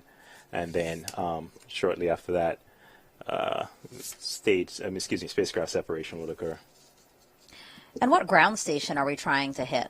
So the ground station that we're kind of targeting right now is Hartebeestok, which is on the south end of the African continent in South Africa. So that's the ground station we want to get in range to kind of capture that spacecraft separation. And so again, we need this burn to get it to. Yep. All right, and we see the engine lighting now. Again, the second burn of the second stage of Falcon 9, still carrying SWOT. It'd be a very short burn. And we already have nominal deploy orbit. Engine shutdown. And we just heard a call out that we are in the nominal orbit, so which means we are kind of on the correct path to go to spacecraft separation. I do just love that we see all this live video, and we expect to get some live video of spacecraft separation again in just less than 10 minutes. So you want to stick around for that, but for now we're going to send it back to Nadia and Raquel. Thank you, Megan and Denton. NASA's Jet Propulsion Laboratory led the U.S. portion of this international mission. JPL's director, Lori Leshin, joins us now. Welcome, Lori. Thank you. Welcome. Thank you both.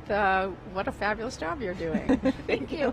Well, this is your first launch as the director for JPL. Yes. How excited are you for this mission? Oh, I'm thrilled. I mean, first of all, it's just been an extraordinary day here, getting to be on console and then run outside and actually watch the launch, which was great, and hear those sonic booms when the booster came back. Our launch teams have been incredible, but I'm just so thrilled for the SWOT team, who's been, I've only been at JPL for 6 months. The SWOT team's been working on this for so many years, and thrilled for an exciting mission to come. Of course, we still need that acquisition of signal. We're not getting ahead of ourselves, but so happy that my first launch is an Earth science launch, because this is the planet we care the most about. Fantastic. While JPL is known for operating deep space missions, how much of JPL's work is devoted to studying Earth? It's more than people think, right? People know us for cool Mars rovers and helicopters and for orbiting Jupiter and these and wonderful telescopes that look into deep space. And of course we do all of that. But in fact, with the launch of SWOT, we now have 15 Earth science missions currently operating, either dedicated missions or big instruments on other missions. So we've got a lot of eyes on Earth at JPL. And the thing about them is, whenever we do something at JPL, we want it to be technologically advanced. So we're always the ones trying to really push the boundaries of what's possible, and that's really what SWOT's going to do. It's a whole new way of measuring Earth's water, and we always want to be pushing the boundaries of innovation. With all those 15 missions, now we've got about 7 more that we're working on that we'll be launching in the next few years. So a lot more Earth science work ahead of us. So what are those next 7 missions that you mentioned, Lori? What's in the pipeline? Yeah, so there's 4 of them are going to launch in the next couple of years. So the first 3 are fairly small, actually, small missions that have kind of focused objectives, but really important things like looking at aerosols, particles in the air, working with actually local medical professionals in cities to try and understand the impact of aerosols on health. What a really interesting idea, right? We have a mission that's going to be looking at the heat at the poles of the Earth to try and understand better sort of the thermal environment there, so that as we the poles really help drive circulation and climate change, and so understanding that environment is really, really important. And the third one is actually going to work on methane super emitters, one of the most powerful greenhouse gases. We're going to be detecting it with greater sensitivity than ever from space, so that we can actually mitigate methane emissions, which is super exciting. So those are all 3 kind of small ones. But the next really big Earth science mission, sort of on the scale of SWOT, is a mission called NISAR, which is a collaboration, NASA's first major collaboration with the Indian Space Agency. So exciting. And if SWOT is focused on water, NISAR is focused on land. It's really going to be a mission that's going to teach us help us sense and detect changes in land that are affiliated with things like earthquakes and volcanoes. Oh, I so wish it was up there right now as Mauna Loa is erupting. But it's going to help us see those things better from space. It's going to help us understand vegetation all across the land and many, many other applications that are going to be so valuable to folks. So we've got the water covered with SWOT, and we'll have the land covered with NISAR. Gloria, that sounds like so many great missions ahead. Thank you so much for joining us Absolutely. today. When LSP selects a rocket for a mission, they have to take into account just how hot it gets. Jasmine spoke with a thermal engineer about protecting the precious cargo. Joining us now is Dave Purick. He is the lead thermal engineer from Launch Services Program for the SWOT mission. Thank you so much for being here, Dave. Well, thank you for having me. It's a pleasure being here and talking a little bit about what we've been doing from SWOT from the thermal perspective. Awesome, very exciting. So you focus on integrated thermal analysis, a big term. Can you break that down for us? Absolutely. So an integrated thermal analysis is just like it sounds. You're integrating different entities, and in this case, we're integrating a second stage launch vehicle model and a unique spacecraft along with the interface that connects the two, like your payload adapters and your isolation systems, and seeing how they interact with each other and making sure that one doesn't adversely affect the other. Right, so you're really kind of protecting the spacecraft from the rocket and vice versa. Absolutely. And so as part of an integrated thermal analysis, we're really running mathematical models to make temperature predictions on launch vehicles and spacecrafts. And so what that entails is, as a thermal engineer, you're really worried about three different modes of heat transfer: radiation, conduction, and convection. So convection is, think of when you're outside and the wind is blowing, that's convection. So radiation, it's like the sun beating down on you, solar radiation. And then conduction is kind of like taking a coat hanger, unraveling it, holding a lighter up to one end, and then the heat will transverse down through that little coat hanger, and that's conduction through materials. Right, a really good explanation of something complex there. I understand there's different challenges that could happen along the way too. Can you tell us what was unique or challenging about working on the SWOT mission? Yeah, so when we're doing any of these assessments, the three main modes of heat transfer that I just mentioned, well, once you're in the vacuum of space, one of them goes away because you no longer have convection. You're in vacuum, and so for SWOT in particularly, we had to face some modeling conversion challenges. We are working with our European counterparts in CNES and Thales, and they threw us a curveball pretty early on, and we didn't necessarily know what one of their software packages were, so we used a lot of really good teamwork and collaboration throughout the agency, and not just Kennedy Space Center and JPL, but we leveraged our resources up at Goddard Space Flight Center, who has done some of these conversions before. And it's just the type of community and teamwork that our niche little area of analysis has grown over the years. Dave Purick, thank you so much for joining us. Well, thank you for having me. I appreciate it. Absolutely. Back to you. We are nearing spacecraft separation. Let's go back to our commentators, Megan and Denton. Yeah, we're about 51 minutes after launch, and now we are awaiting spacecraft separation. So SWOT, the spacecraft separating from Falcon 9's second stage. Yes, and that'll occur as we get closer to the Hartebeestad ground station. And now we see a good video there of the SWOT spacecraft looking up, and then there's another cycling through of the MVAC engine. So yeah, once we get to the point where we separation occur, hopefully we'll get a good video of that. And now there's a slight chance we may get acquisition of signal from the spacecraft at that point in time, but that's not the primary opportunity to get it. Sure. So you see the telemetry data right there, stage 2, just at the tip of South Africa. You were mentioning a ground station there. Mm-hmm. It's because when the spacecraft separates from the Falcon 9 second stage, we want to make sure we know where it is, yes. And we do that by using the ground station, correct. Right? Yeah, and the ground station is what is capturing the video that you're seeing here, as well as the telemetry coming from the vehicle. So that's how the team down on the ground is able to see everything that's happening in the data and actually get the video as well. So you see the SWOT spacecraft there. SWOT stands for Surface Water and Ocean Topography, and is a joint mission by NASA and CNES, France's space agency. They had contributions from both the Canadian and UK space agencies. Yep, and once separation occurs... SWOT payload, separation confirmed. There you and go. we got good video.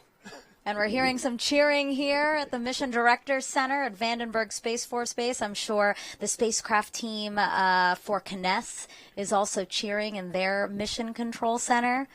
You see the spacecraft floating away right now from the second stage. And at this point, the launch vehicle's job is done. So the second stage will just basically kind of back off, move away from the spacecraft, and kind of take itself out of orbit, just so we don't have any junk floating around after it's completed this mission. Now, it's just so great to see all this live video. I'm still just watching it amazed, just to see it. And this is a moment that so many people have been waiting for, Yeah, right? absolutely. As we mentioned before, a lot of these people have been working this mission for 20 years. Right. And nice, we getting a good view of, you can kind of see the sun there from the view of the second stage, looking at SWOT floating away, and you kind of see the sun coming into view there. It's an awesome sight to see. Now, as a member of NASA's Launch Services Program, Denton, how does it feel to be part of a program that facilitates so much great science like SWOT? I mean, it's always exciting to see that, we kind of play a role in helping enable a lot of the science that these spacecrafts provide for us, and that, help us in our daily lives. And it's kind of, and sitting here on console is kind of, it's exciting and nervousness at the same time. You're excited that, you're getting to this point in the mission, and you actually get to see this launch and to see the spacecraft go on its journey. And it's nervous at the same time because you want to make sure everything goes right. And the team and the engineering team has done a tremendous job of making sure that this mission has been successful. And so we were saying again, the next step, right, is the team confirming a signal with the spacecraft. Oh, here, this is a shot of the CNES team. Again, this is a joint mission between NASA and CNES, France's space agency. So I'm sure everyone there was cheering the same that they were here at the Mission Directors Center once we saw the spacecraft float away. Yeah, and hopefully we'll hear from the team in France that they've acquired signal from the spacecraft, and we'll be looking to hear that coming up soon, hopefully soon. Yeah, the first full pass for signal is slated for T plus 1 hour and 18 minutes. You did mention that we might get some initial data around this time, but really what the team is marching towards is that 1 hour, 18 minutes. That's when we really want to confirm signal, meaning that the spacecraft is healthy and it's where we want it to be. Yeah, and that's an important step in this whole process. Is after the ride, it's kind of like you ride on a roller coaster, and you want to make sure after you get off you got all your belongings, everything's looking good, and that's essentially what it is. Where we waiting to kind of hear confirmation that the team in France is able to communicate to the satellite, make sure everything's good, and everything went well with the ride. Okay, so we got a couple of minutes to wait for that acquisition of signal. So until then, we'll send it back to Raquel and Nadia. Thank you, Megan and Denton. We have some more questions to get to. The first is from a student who has a question, and her name is Micaela.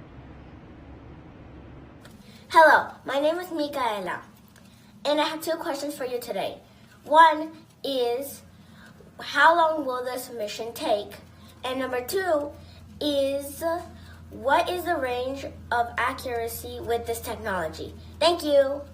Some great questions there. Yes, Micaela looks like a future engineer with a very smart question. So, Micaela, the prime mission timeline is 3 years, and our targeted accuracy for ocean heights is about a centimeter accuracy for smaller features, less than 1,000 kilometers, and for larger features, which we're going to use our other non-carrying altimeter, we're shooting about 3 centimeter accuracy, and about 10 centimeters for inland waters. So great questions, Micaela. Yes, an engineering career in her future. Yep. We also have some more social media questions to get to. Let's take a look at the first one. When will SWOT data be publicly released? We'd have a first look at the data about nominally full 2023. This is where we are inviting our science community, Raquel, to help NASA to validate and take a first look at the data. We call it a pre-validated data sets. So don't write your Nature papers yet. Okay. But fully validated data I expect it to be around spring timeframe 2024. Okay. And we have another question coming in here on social media. Alessandra asks, what will be the probe's data processing centers? So the major processing data would be our French partners, and then data would be downlinked to JPL and back. So this is, again, a team effort. Yeah, showing off that international collaboration. Exactly. Let's get to our next social media question. Will it measure ocean depths at what resolution? Ocean depth, we're actually, I have a few scientists on the science team who are looking at the seamounts and bathymetry using SWOT, and they are also excited to see some and discover thousands of new mountains on the bottom of our oceans. So yes. Let's get to the next question. Is there more water in the atmosphere of Earth than there is on all the surface of oceans on Earth? What amount, if subterranean water, is unknown currently? They're really asking you tough questions. Yes, and I think maybe they just was excited with our demonstration. So most of the water is, of course, located in the ocean. We just saw it in this hour gallon. And the only tiny portion of the Earth global water cycle is contained by the atmosphere. So atmosphere cannot hold a lot of moisture, and but it's very effective at transporting water between the ocean and land. Great, thank you, Nadia. Now, if you have a question to ask, post your question online with the hashtag #TrackingWorldWater. You did a great job answering those.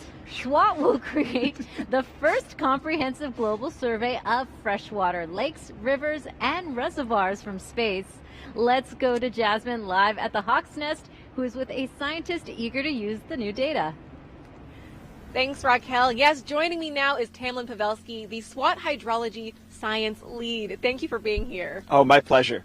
We are so excited, especially after seeing that spectacular launch, Tamlin. And right now, scientists really have to trek into the field to understand the data from rivers and lakes. Tell me, how is SWOT going to change that? Oh my gosh, it's going to change it so much. So, you know, right now, if I go into the field for a field campaign, I might be able to go and measure a couple of rivers, a few dozen lakes. SWOT is going to be able to see lakes all over the world in places I can't even get to, where it's just impossible.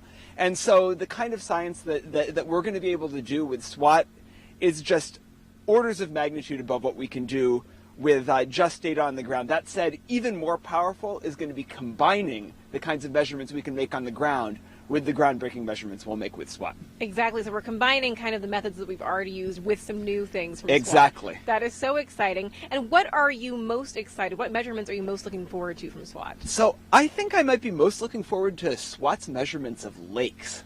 So we're going to be able to measure simultaneously the water level in lakes and the area of lakes. We'll be able to see changes in volume. And we're not just going to be able to see that in a few lakes, right? Right now, maybe we can see a few tens of thousands of lakes using on-the-ground data. With SWOT, we're going to see millions. So it's like going to a more powerful telescope where suddenly all these new stars appear. Right. And when you say that figure millions, I mean, that's so hard to even picture, but it's really, really exciting. And how is SWOT going to help us understand how water moves worldwide? I mean, this is a global view. Yeah, so I think a lot of us start learning about the water cycle really early on, you know, in elementary school or middle school maybe. And you know, that's because it's so fundamental to how our planet works, and water is a precious resource for us. And SWOT is going to tell us about one of the most critical parts of the water cycle, which is surface water, right? So we have evaporation, right, off of the ocean and off the land. We have precipitation coming down. SWOT is going to help us put real numbers on how the amount of water flowing through rivers is changing over time and how climate change is affecting that. Right. That is so exciting to see how this is all working together. Tamlin, thank you so much for being here. Oh, my pleasure. Awesome. Raquel, back to you. Thank you. SWOT is going to measure how much water is on Earth, but also how it moves.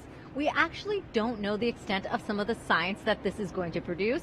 That's and right. I'd like to introduce you to Christine Gabarra. She's a mechanical engineer inspiring future generations. Coming to work every day, it's always really nice to know that the system that we're building will collect science data that will be spread publicly, that the data will help people. Hi, my name is Christine Jabara, and I'm an integration test engineer at JPL.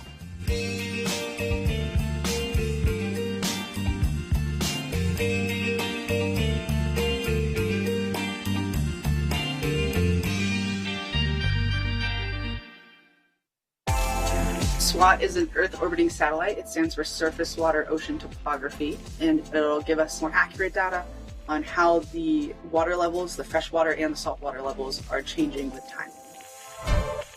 The day-to-day varies a lot. We're usually either setting up for a test, testing, breaking down from a test, or moving the spacecraft. The coolest parts of SWOT to me are the engineering bits that are slightly extreme. So I've really enjoyed working on the deployable antennas. It's nerve-wracking, but it's a well-rehearsed dance. And when the antennas actually deploy, they're really beautiful. They're moving slowly and intentionally, like a butterfly. I grew up in Houston, Texas. I was very lucky to be part of the Girl Scout sailing program, where they taught us not only how to sail, but they taught us the very basics of aerodynamics and how the sailboat worked. I became an aerospace engineer because of that program. The ability to say, oh, I know how this works, and then going to implement it in a way that was fun and exciting was really rewarding. If I were to tell a little girl how to get into engineering, I would tell her just to get started in whatever way feels exciting and natural. It gets a lot easier once you just get started and start tinkering with things and building whatever excites you. It's not lost on me at all that I grew up sailing and I still love the water, and the spacecraft that we're building will help us track our oceans and our lakes and our rivers. Hopefully we'll be able to sail for much, much longer in beautiful blue waters.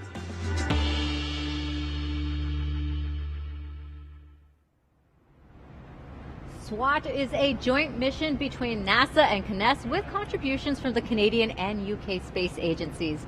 Joining us now is Caroline Laurent, the Director of Orbital Systems and Applications at CNES. Thank you for joining us today. Hi everybody. Hi, Caroline. What does it mean to finally see this satellite in space? Well, it's so great. It's such an experience.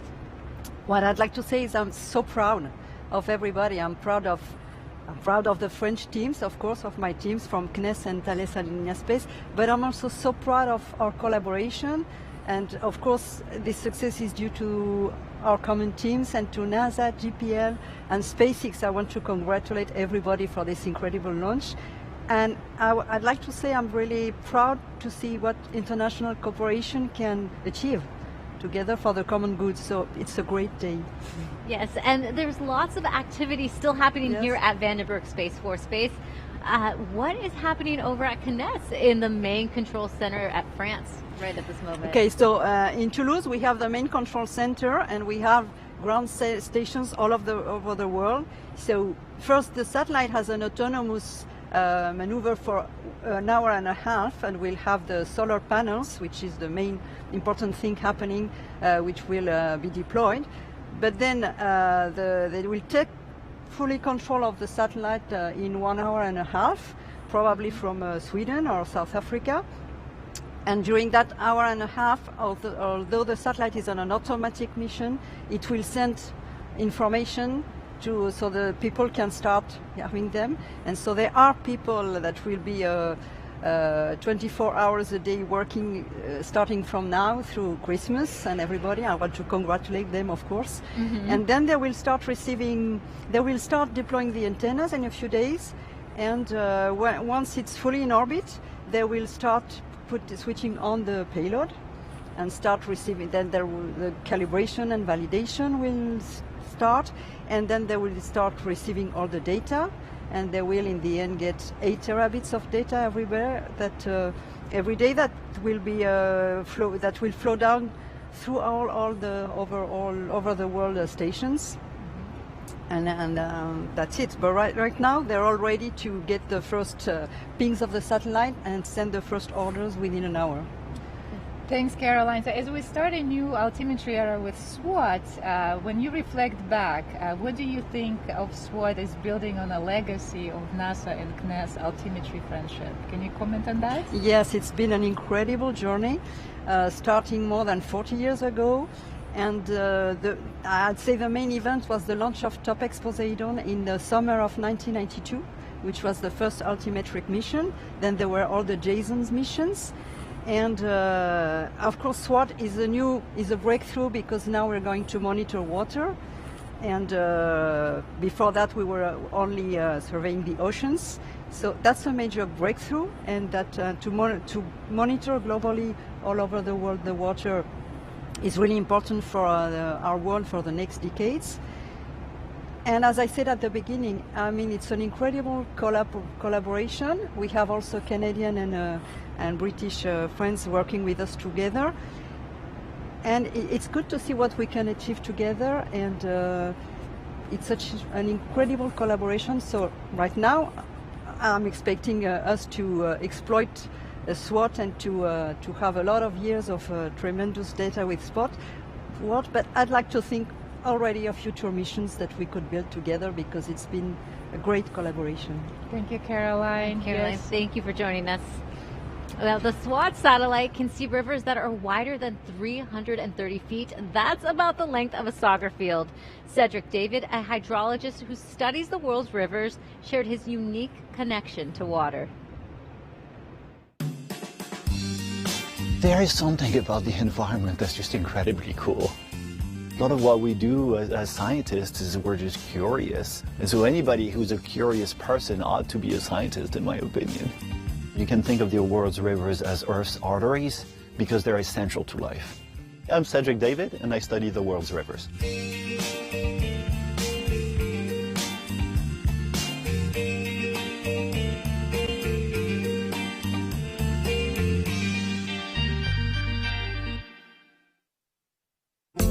SWOT is a mission that is specifically designed in part to observe rivers, and it's also being designed jointly by NASA and the French Space Agency. I was born in France, but I've lived in the US for 18 years now, and I study rivers.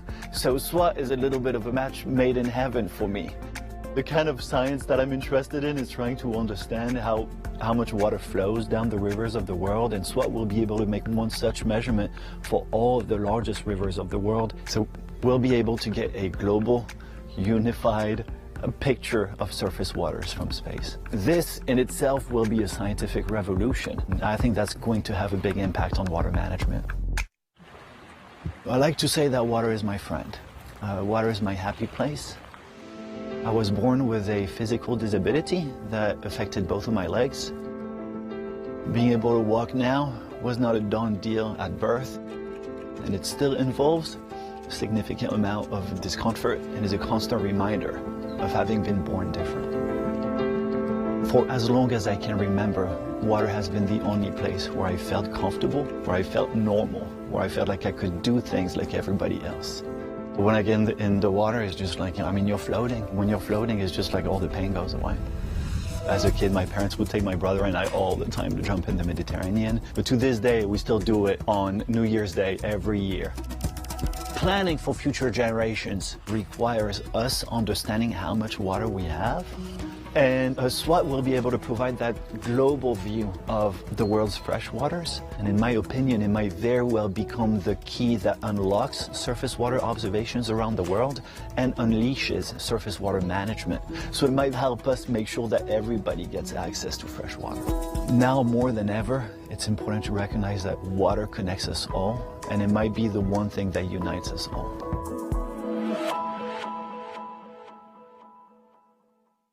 We have some more questions to answer, and before we get to the social media questions, we have one from Easton.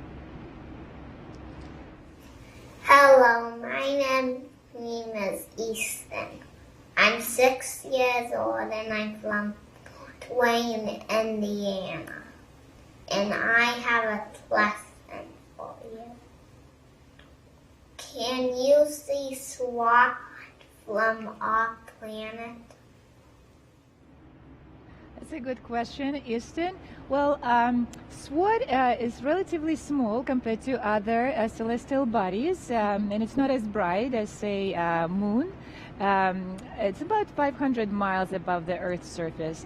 But maybe with a pair of good binoculars, far away from major cities on a particularly night sky, you can spot SWOT from Indiana, where you live. Invest in some binoculars there. We also have social media questions coming in, so let's get to the first one. Let's see, Elaine, will SWOT measure ice fields, glaciers, and snowpack, or just liquid water? So the primary focus for SWOT is ice-free water, but we do have a couple of scientists who are interested to use SWOT measurements for the height of sea ice as well. Good question. Yeah, let's get to the next one. What will happen to the probe after the mission? So I presume it's the carrier instrument. It will stay on the satellite and do its job until we're done. We'll keep going. All right, we have another question coming up. Hi, everyone at NASA SWOT. Our bodies are 70% water, and then we cremate the deceased. Does that water go into the atmosphere and then the land and the sea? They're really getting into details, or get rained back onto land. Also, is the SWOT mission measuring the depth of water to calculate the volume? So we could calculate the volume by knowing the slope of the water and its height. So that's one of the measurements that we're targeting, and knowing the volume and height is really a very dynamic variable, Raquel. It can also tell us how the water moves and how it moves different quantities with it, quantities like heat or energy or plastic or pollution. So it's a very dynamic and rich quantity to deal with. Lots of variables. Yeah. Next question. How will SWOT satellite help in our fight against climate change? In many ways. Let me start with the oceans. Ocean is known to absorb most of the global warming that we've accumulated over the past few years. And as we expect ocean continue taking it for the team, Team Earth, what's really interesting question, Raquel, is would it continue to absorb heat, or will reach the tipping point when the efficiency of the Earth oceans is decreasing and all of this heat will be kicked back? So by observing a range of energetics with SWOT, like on a range of frequencies, will really answer this one of the most critical questions of our time, of what happens with our planet as it warms, as well as with our water resources that are impacted by the climate change. Questions like, will population have enough water to survive, or maybe it will have too much water that will impact its livelihood on land. So a range of questions we are looking to answer with SWOT mission. Truly critical questions Truly as well. Critical, yes. Thank you, Nadia, and thank you for all your questions today. We are about 1 hour after launch. Commentators Megan and Denton are with us again.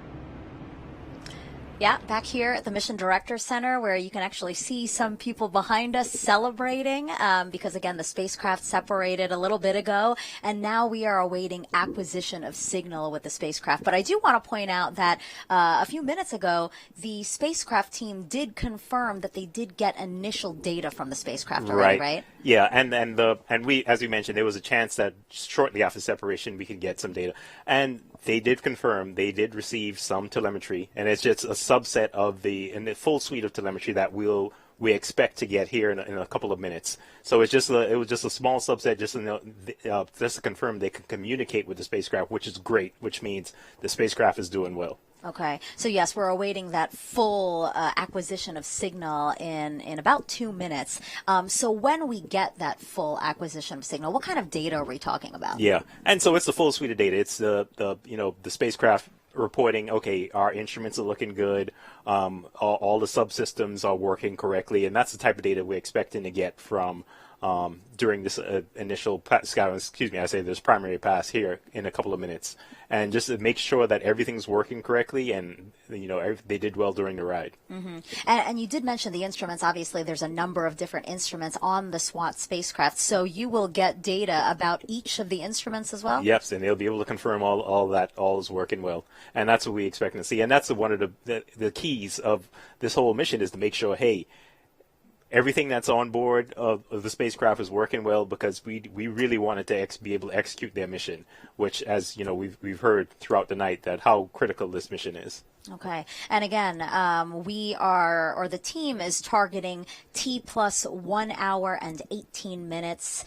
and 20 seconds, so about a minute from now. That is what they're targeting for acquisition of signal, but really that milestone isn't as hard as other milestones, right? Yeah, and it's based on, where the spacecraft is, how the launch was, and also impacted by atmospheric conditions. Because if you think about, like when you shine in a flashlight on something, and you would have like this cone, and basically the ground station is essentially looking up to the sky and looking at roundabout where the spacecraft is. So when the spacecraft comes into range, that's when we'll actually start to get data and be able to communicate to it. So it's not exact, and because again there is a target, so it may be off a few seconds here and there, but we're expecting to get good confirmation of that coming up soon. Okay, and that ground station, we're hitting one in Kiruna, Sweden, right? That's the ground station Correct. We're hoping to make connection with. Yes, and that's the ground station that the spacecraft is on its way towards right now.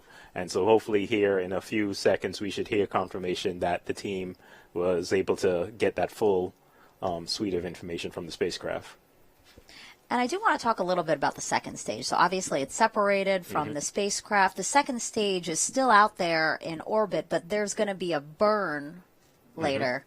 That is correct. Yes, so, there's a lot of junk floating around space, and that's a big problem that, the world is wrestling with right now. And so we don't want to play we want to be good stewards of space. So we want to make sure our second stage is able to deorbit, basically come down and not continue to float around and be another piece of junk to add to the issue. So it deorbits itself, it moves away from the space, safely moves away from the spacecraft, makes sure that there's no issue, and it basically takes itself down. It'll splash down just southeast of Hawaii in the empty area of the Pacific. Sure. Pausing now for a little bit of chatter that we're hearing among the spacecraft team. Checking to see if they got that acquisition of signal, again with the ground station in Kiruna, Sweden. Yeah, and you're getting a good look at the CNES station there in France. SWOT, a joint mission between NASA and CNES. So we're listening into both teams, our NASA teams and also the CNES team.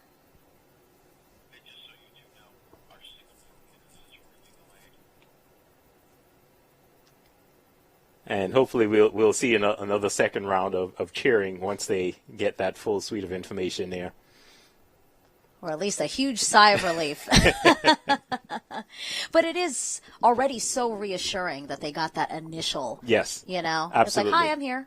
Yes, and that's it's huge because your spacecraft is working well after the ride up to space. Yeah, I guess that initial acquisition, could be said as like, hi, I'm here, and then the full one is like, okay, now I'm ready to work, right? Is that now I'm checking out myself, I'm checking all my subsystems. Hey, here's all the information you need to say, okay, we're working good, and we are ready to start our mission.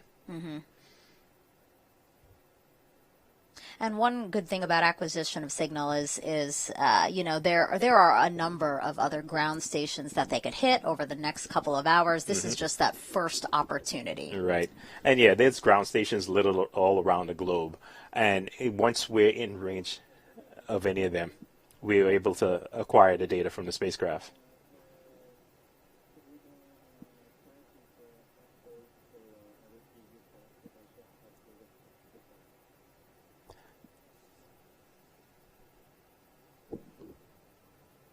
So right now we're pausing for listen to some spacecraft chatter.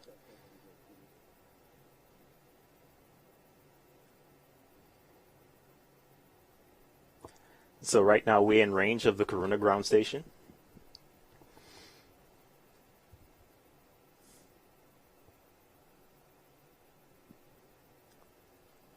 And we're hoping to get good confirmation that the spacecraft is able to acquire that full suite of data from the spacecraft. A very important milestone. You launch to get it to where it needs to go and for it to perform correctly. Yes. So this is that step to say, hey, it's performing correctly. Yep. for NASA's LSP program, acquisition of signal is your point of mission success, right? Yes. Yes, and that is the point that we know that the spacecraft, the launch vehicle has done its job, and we just need to get that confirmation that the spacecraft is doing well. And this is the point in time where, we waiting to kind of get that thumbs up from the spacecraft, say, hey, we're good, the spacecraft's looking good, and we're ready to start our mission. Again, SWOT stands for Surface, Water, and Ocean Topography. It's the first satellite mission to survey nearly all water on the Earth's surface with unprecedented detail and accuracy. Researchers want to understand how water resources are changing, where the water is today, where it's coming from, and where it's going, and what impact those changes will have on local environments, and also how the ocean reacts to and influences climate change. Because I learned from doing research on this mission that Earth's seas absorb more than 90% of the excess heat trapped in the atmosphere by human-caused greenhouse gas emissions. Yeah. And it's so amazing to kind of be a part of nominal a mission that is going to accomplish something that'll affect humanity and help humanity. And we just heard a call out, nominal deorbit burn, right? That is correct, and that's basically, as we had mentioned before, the second stage, kind of taking itself out of orbit so it doesn't, remain a piece of junk floating around in space. And that was basically what we heard. The second stage essentially took itself out of orbit, did a burn to kind of re-enter the Earth's atmosphere and to,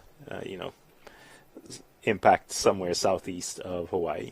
Yeah, instead of just floating around there, like you said, space junk is obviously an issue, especially when, you heard us talking about earlier in the broadcast before launch about collision avoidance. Yes, correct. We have to watch and determine whether or not it's safe to fly, considering some of the junk that's flying around out there. Yeah, every satellite and every piece of junk is tracked, and that's something we have to take into account. Anytime we're getting ready to launch, we have to know where all these different pieces of junk are, so we don't, fly too close or impact any of these items.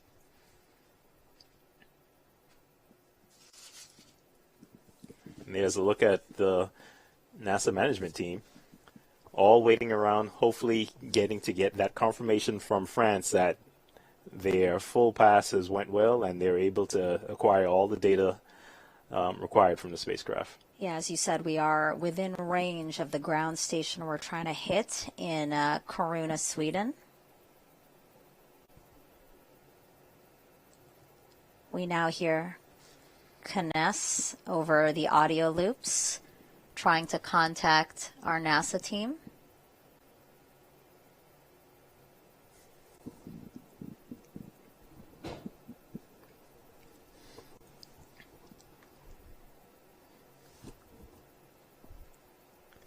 All right, there you go. We are hearing the CNES team confirming to our NASA team that we have acquisition of signal with the SWOT spacecraft. That's fantastic news. And the team has done their full analysis. We're hearing cheering now. And the spacecraft is doing well. So all the instruments are doing well. There you go. And you hear another round of clapping.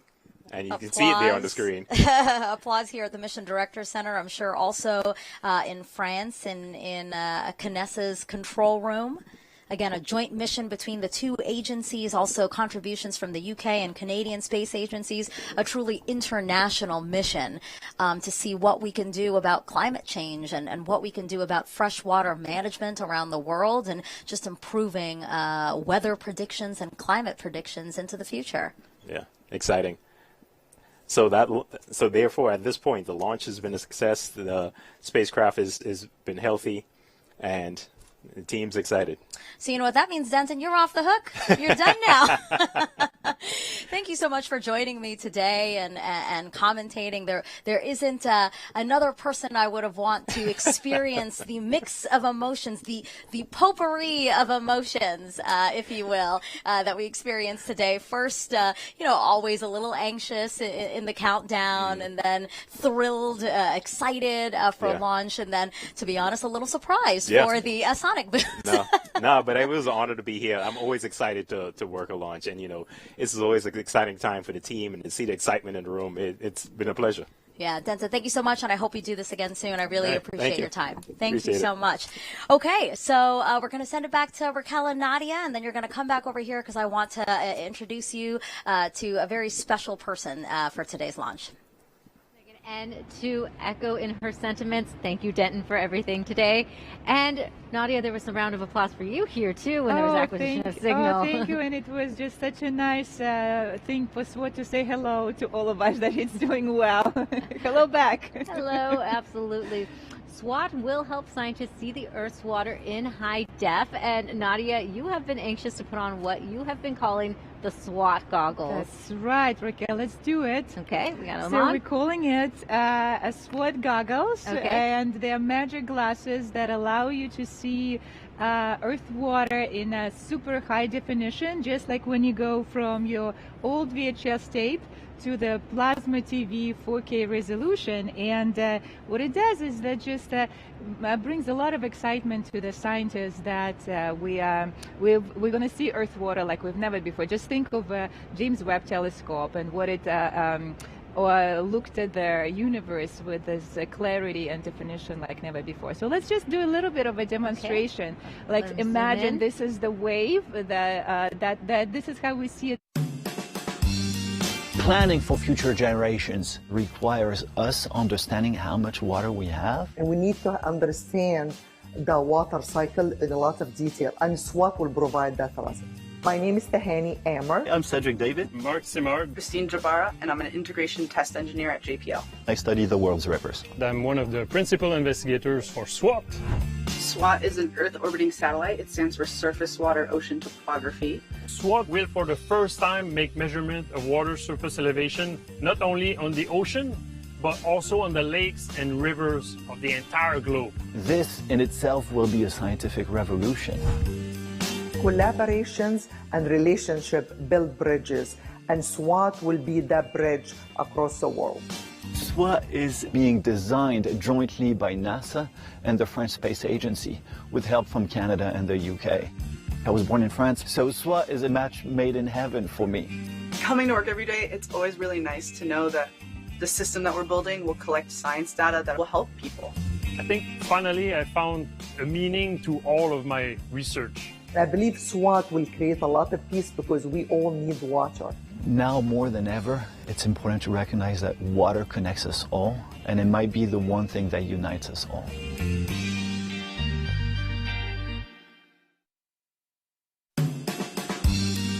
There is something about the environment that's just incredibly cool. A lot of what we do as scientists is we're just curious. And so anybody who's a curious person ought to be a scientist, in my opinion. You can think of the world's rivers as Earth's arteries because they're essential to life. I'm Cedric David, and I study the world's rivers.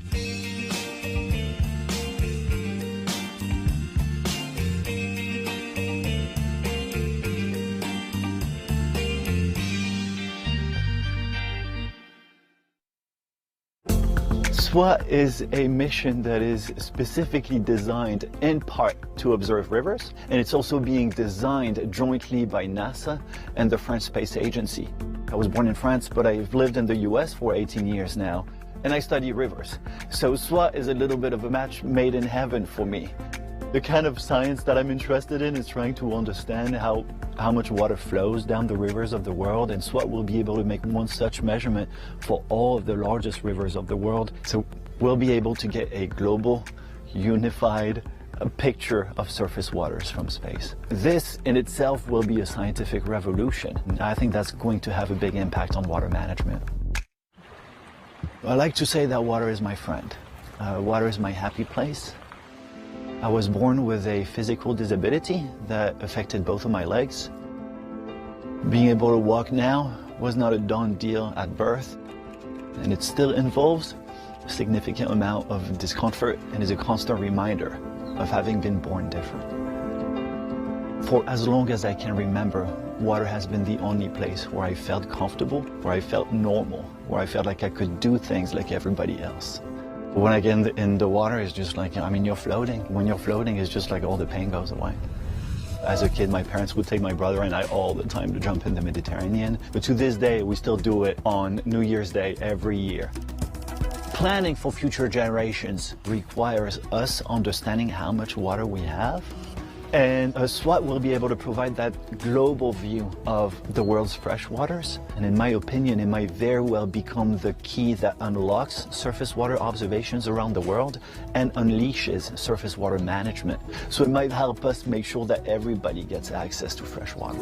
Now more than ever, it's important to recognize that water connects us all, and it might be the one thing that unites us all.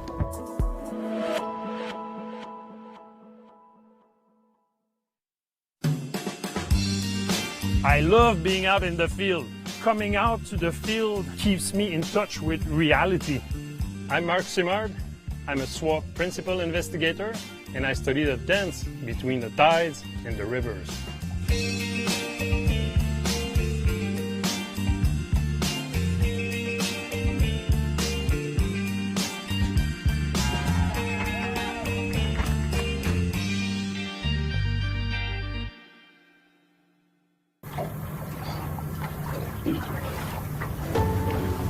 I'm from Quebec, Canada, from a city called Jonquière.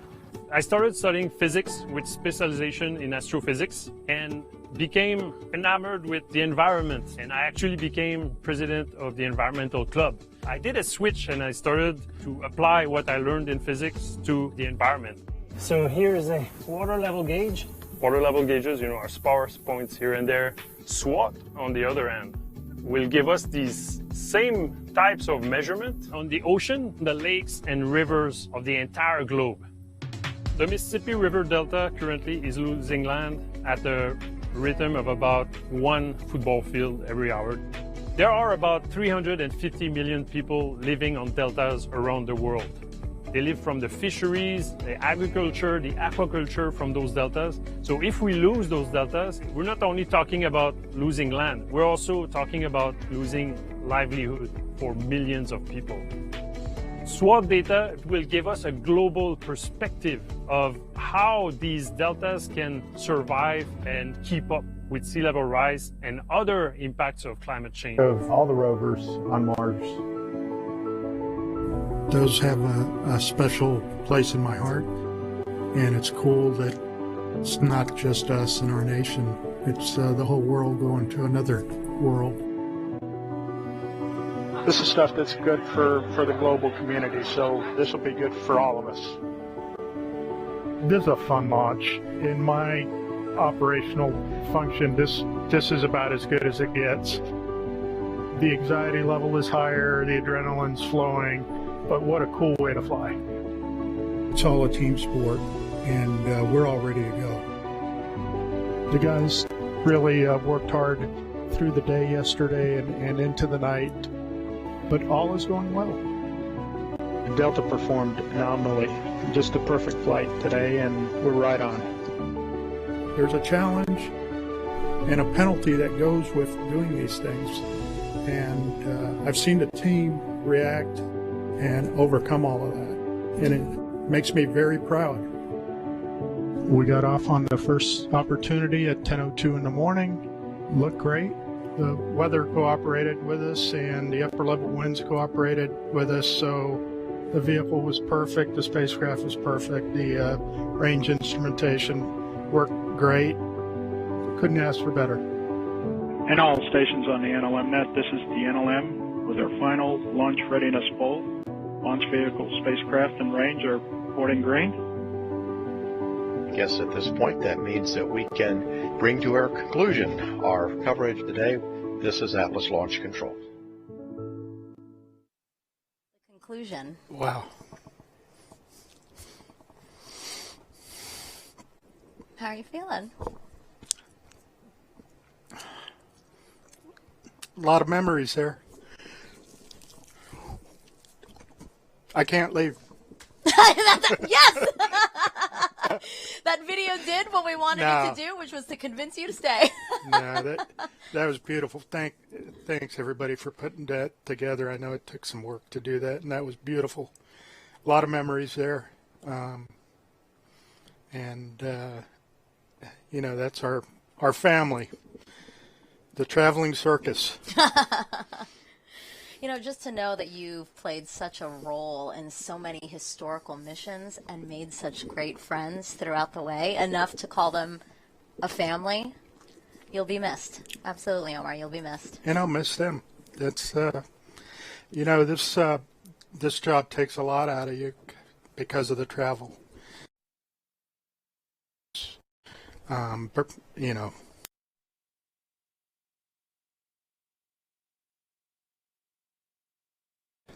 Because we're doing a launch, or we're out in Kwajalein doing a launch, or I'm in D.C. or Denver or something. So there's a price you pay for this. It's a very rewarding job, but it's time for me to retire and maybe go do some of those things I missed out on. So again, hard to see you to leave, but you definitely deserve a wonderful retirement, and we wish you all the best, Omar. Thank you. Thank you so much. All right, guys, back to you. Omar, congratulations on your retirement again. You will be missed. Now, Nadia, do you have any final thoughts about launch and the SWOT mission? Today was a truly pivotal and defining moment for our aerospace science industry. We're setting new standards in satellite altimetry that would hopefully maximize our scientific and societal returns. So to my engineering team, thank you. You guys did it. You are our miracle workers. We appreciate it and grateful. And to my science team, let's get to work. I cannot wait to see your discoveries for societal benefit. And Raquel, thank you for having me. That was fun. It was fun. Thank you for joining us, Nadia. Now, as a mission scientist, we appreciate all your invaluable insight today. Now, that concludes our launch coverage of SWOT. As we say goodbye from the West Coast, here's one last look at this morning's Falcon 9 launch. For updates on this and future launches, check out blogs.nasa.gov/SWOT and the NASA newsletter. Thanks for watching. 9, 8, 7, 6, 5, 4, 3, 2, 1. Engine ignition and liftoff. Liftoff of SWOT, our first global survey of Earth's surface water to study how this ever-changing resource affects our climate.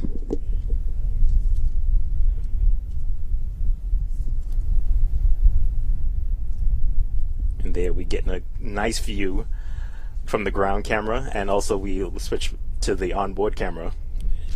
Now, Denton, you didn't go outside to see the launch, but now we're